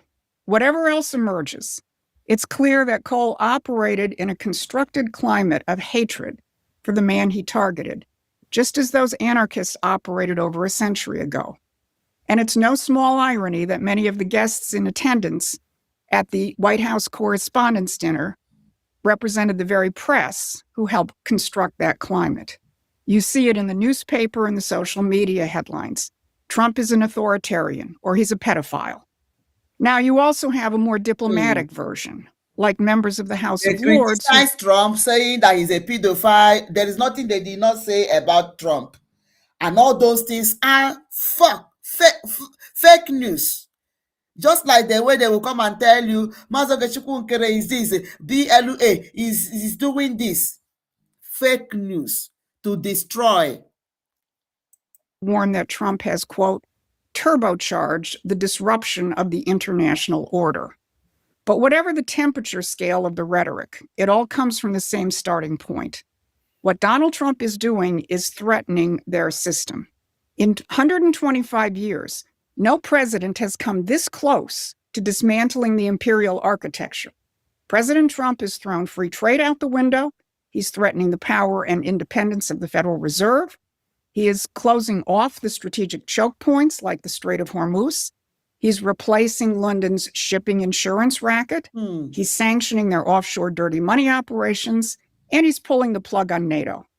That's what's behind President Trump's statement after the attack on Saturday. But you take a look at what's happened to some of our greatest presidents, and it doesn't happen to people that don't do anything. And it's not going to deter me. That's a president who knows he's making history. And so do we. Promethean Action will keep you on the stage of history as this battle between the American system and the British system unfolds. So if you want to be equipped with the strategy you need to be part of this fight, subscribe to our free newsletter. Because the enemy understands it too, which is why King Charles is in Washington. The empire knows what's at stake. Here's what Reuters is counting on. King Charles on U.S. mission. Who is the empire? Britain. Britain Empire. Britain Empire. To bolster UK's special relationship with royalist Trump.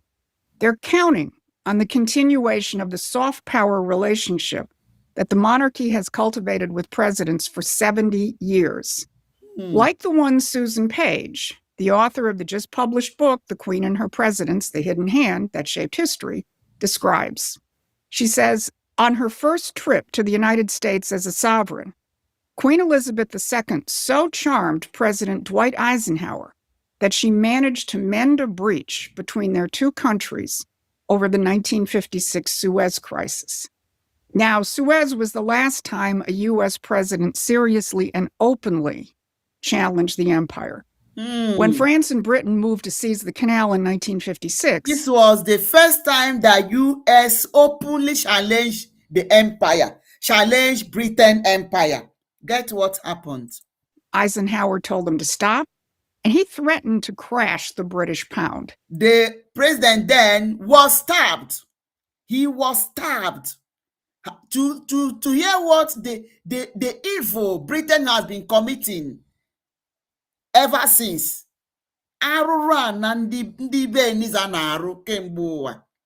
They stopped. And it was the moment Britain discovered it no longer had independent power, and it had to rely on manipulating the United States instead. From then on, it relied on soft started manipulating the independence of United States power to direct the United States. And Page's new book makes clear that it was Queen Elizabeth herself who wielded that power. Here's Page's description in a recent interview. So almost every day she would get briefing papers. Every week she would get top secret intelligence documents. And so over the period of decades, she was as informed about intelligence issues around the world as any other person, for over a longer period of time than any leader, and even over issues, say, contingency plans for a nuclear war. This is not a figurehead. Queen Elizabeth got top secret intelligence briefings every day for 70 years. She was in on the nuclear war contingency plans, and you can bet she had the full take on the Five Eyes intelligence operation. And she used it. Page describes how the personal relationship between Elizabeth and Ronald Reagan contributed to Reagan's decision to support Great Britain in the Malvinas Islands crisis with Argentina, despite opposition from some of his advisors. Elizabeth was heeding Winston Churchill's advice, quote, stay close to the Americans, unquote. And it worked until Donald Trump came to town. And again, in that PBS interview, Page spills the beans. You report that a senior British official described the Queen wearing the Obama brooch on the day of President Trump's arrival as a silent act of resistance. That is a striking claim for a monarch who was really studied in neutrality. A rare example of that. But this was a brooch that Michelle Obama had given her. She had worn it only once, and that was for the reciprocal dinner with the Obamas. For 7 years, she had not been seen in public. Then on the day that President Trump arrives in England, she is in a formal meeting with some religious leaders, and she's wearing it. And I think those close to her told me there was no other way to interpret that, but to interpret it as a statement of resistance to Trump and a statement of support for President Obama, with whom she was actually quite close. The next day, during that visit to London, President Trump broke royal etiquette and walked ahead of the Queen. This is the backstory that you have to remember while you watch the pomp and circumstance over the next several days. Because soft power and ceremony is not going to undo the hard power which Donald Trump has taken to the British-created post-war liberal order. And the House of Lords just admitted it. Last week, Chatham House premiered a new report published by the British House of Lords International Relations and Defense Committee entitled Adjusting to New Realities, Rebalancing the UK-US Partnership. Now, that committee is chaired by Lord Robertson, who was the former NATO General Secretary, and it includes Lord Kim Durock, whose relationship to Donald Trump tells you everything. Then Sir Kim Durock was Britain's ambassador to Washington in Trump's first term until 2019, when his cables calling the Trump administration inept and insecure were leaked. Those cables also boasted of the networks he cultivated in Washington as he flooded the zone with anti-Trump policies. Trump demanded his removal, and he resigned. 4 months later, the British establishment made him a lord. Now he's on the committee figuring out how to manage relations. Did you hear it? This Kim Drog was with Trump, but because of his criminality, because of his atrocities he committed, Trump found out that he is corrupt. And Trump demanded for his sack, and he withdrew. He resigned. Okay? He resigned. After he resigned, what did the UK did? UK made him a member of the Lords. And you know what the Lords are doing in US? In UK, in Britain. They are the one causing every havoc that is happening in Nigeria. When this man, whom Trump have found that he is corrupt, and he demanded that the man should be sacked, the man resigned honorably. What did the UK did? UK brought him and made him a member of the Lords. What does it tell you? What does it tell you? So Sunday na adi homa kandi UK na shikota ndi ha huru that they have criminal mind, criminal oriented people that are not pure on the UK. They bring it together so that they will be using them to achieve their evil work. Did you see it? Trace why this attack that Trump have, why he has it. You will know where it is coming from. This Kim Darroch, whom Trump demanded that he will be sacked, found him to be impure, corrupt. But what did the UK did? They opened hands and say, come, Oga, we found you. You can be useful for us. We can use you because we love corrupt people, because we love ndị mpụ na arụ, ndị na-eme ajọ ihe. UK wee goro aka shere the man and made him a member of the Lords. With the Trump-led United States. And at the Chatham House panel releasing the House of Lords report, Darroch made clear what was at stake. First, he described how Britain depends on the post-war order. There is, as Lord Robertson said in his introduction, That's clean, a US Darroch. retreat from what is commonly called the rules-based international order, which broadly defined is the system of institutions and rules set up after the Second World War to manage relations between states, to promote prosperity, and to prevent conflict.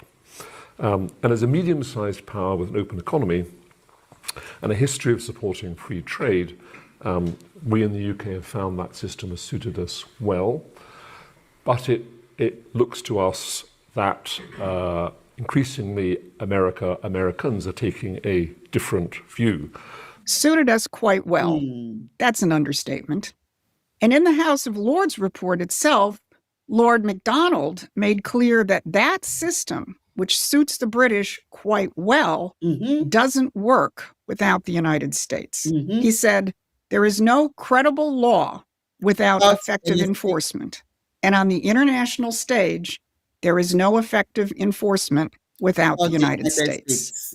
Then, back to Lord Darroch, he delivered the indictment that it is Donald Trump's United States which has abandoned this post-war architecture. There's also, one could argue, and Lord Robertson again mentioned this in his introduction, a quite clear disdain for, disregard for international law, as demonstrated recently by the military actions in Venezuela and Iran. And in some ways, American foreign policy seems to be moving back to an older tradition that is more nationalist. That older, more nationalistic tradition was last fully exercised when William McKinley was president. The fear that this is going to become permanent runs through every page of the report. If Trump has 2 more years to consolidate, the change may be irreversible. They are racing the clock, and they know it. So while you're watching the pomp and circumstance this week, remember this. The monarchy was never a figurehead. It was a fully intelligence-briefed operation tasked with protecting the post-war order. The hidden hand isn't really hidden anymore. Donald Trump is dismantling that order, and no amount of soft power or ceremony is going to change that. And as the president said after the assassination attempt, it's the ones who are most impactful and who change history that they go after. Promethean Action understands that, and we understand that Donald Trump can't do it alone. The more people who are on the stage of history with the president, the sooner we win this fight. You can join Promethean Action as a supporting member or a contributor and become part of that. So this has been your Monday Brief. Thanks for watching. Please. So because Trump is dismantling the British Empire, the monarchical, which was not just a leader ahead of Britain, but a secret means of getting information, criminality, which they are using to hold other countries down, which they are using to do all kind of evil, which they are committing. Donald Trump is dismantling it. So they are not happy. They are looking to see how they can come in alliance with Trump. And they are also looking for a way to eliminate him because they know that Trump is a no-nonsense man. They know that Trump cannot accept what is not good. So they want to see how they can silence him. They want to see how they can silence him. So because of this, we are asking all Biafrans, wherever you are, Mike Rubins have told you that you should fight one cause. Fight one cause, which is coming together to support your freedom, to fund your military, because he told you that you need security. You need to secure your land. And Biafra is a cause that must be actualized. Not until Nigeria let Biafra go, there will be no peace. Even some of the European countries who, because of their contrasts, are supporting Nigeria, a time will come, they will see that Nigeria is a failed state. And by that time, they will be looking for a way to see how they can come in alliance with Biafra, how they can come to work with Biafra. We will give them condition. Okwa Finland, unu ga-ama unu mere onwe unu. So from here, we have so many things to bring out in that program. But this time, we are ending it from here. We are stopping it here. We thank God for today's program. It was really awesome, just like the one that Honorable Tiga had. So this is another big blow to Nigeria, and more are coming. More are coming. Biafrans ke ajinume. All right? Ujatununu. Because some people are saying Biafran ka na aza abia kemgbe eshegide. Oh, nwayọọ ka eji arụ ofe dị ọkụ. Nwayọọ ka eji arụ ofe dị ọkụ. You don't just come on a platter of gold, or you don't just come because you want it that way. It must follow a procedure, and that procedure ahụ ka a na-efollow. diplomatic stage ka anọ nke ugbu a. So this diplomatic stage anọ, try to key in. Go and always make sure you always listen to Voice of Biafra, which is what we are propagating. Let the news go viral. Because you already like this broadcast, please click the like button. If you've not liked it, please like it. It is very important that you do so. Because no, like it, click the like button and share it so that it will go viral. Okay? Even though you don't want to share, but like it. When you like it, it will enable YouTube to spread it. That is just the truth. All right? And ebido n'oge, we had so many things to discuss, but time adịghịzi. So from here, we are going to end it here. Ndewonu, ụmụnne m. Ndewo. God bless you. So I salute you all that are here. Greetings. I salute you. I love you all. The rock, I might not call all your names, but God knows that I love you from the bottom of my heart. Felix, sorry, I was seeing E instead of F. God bless you, all of you, for joining.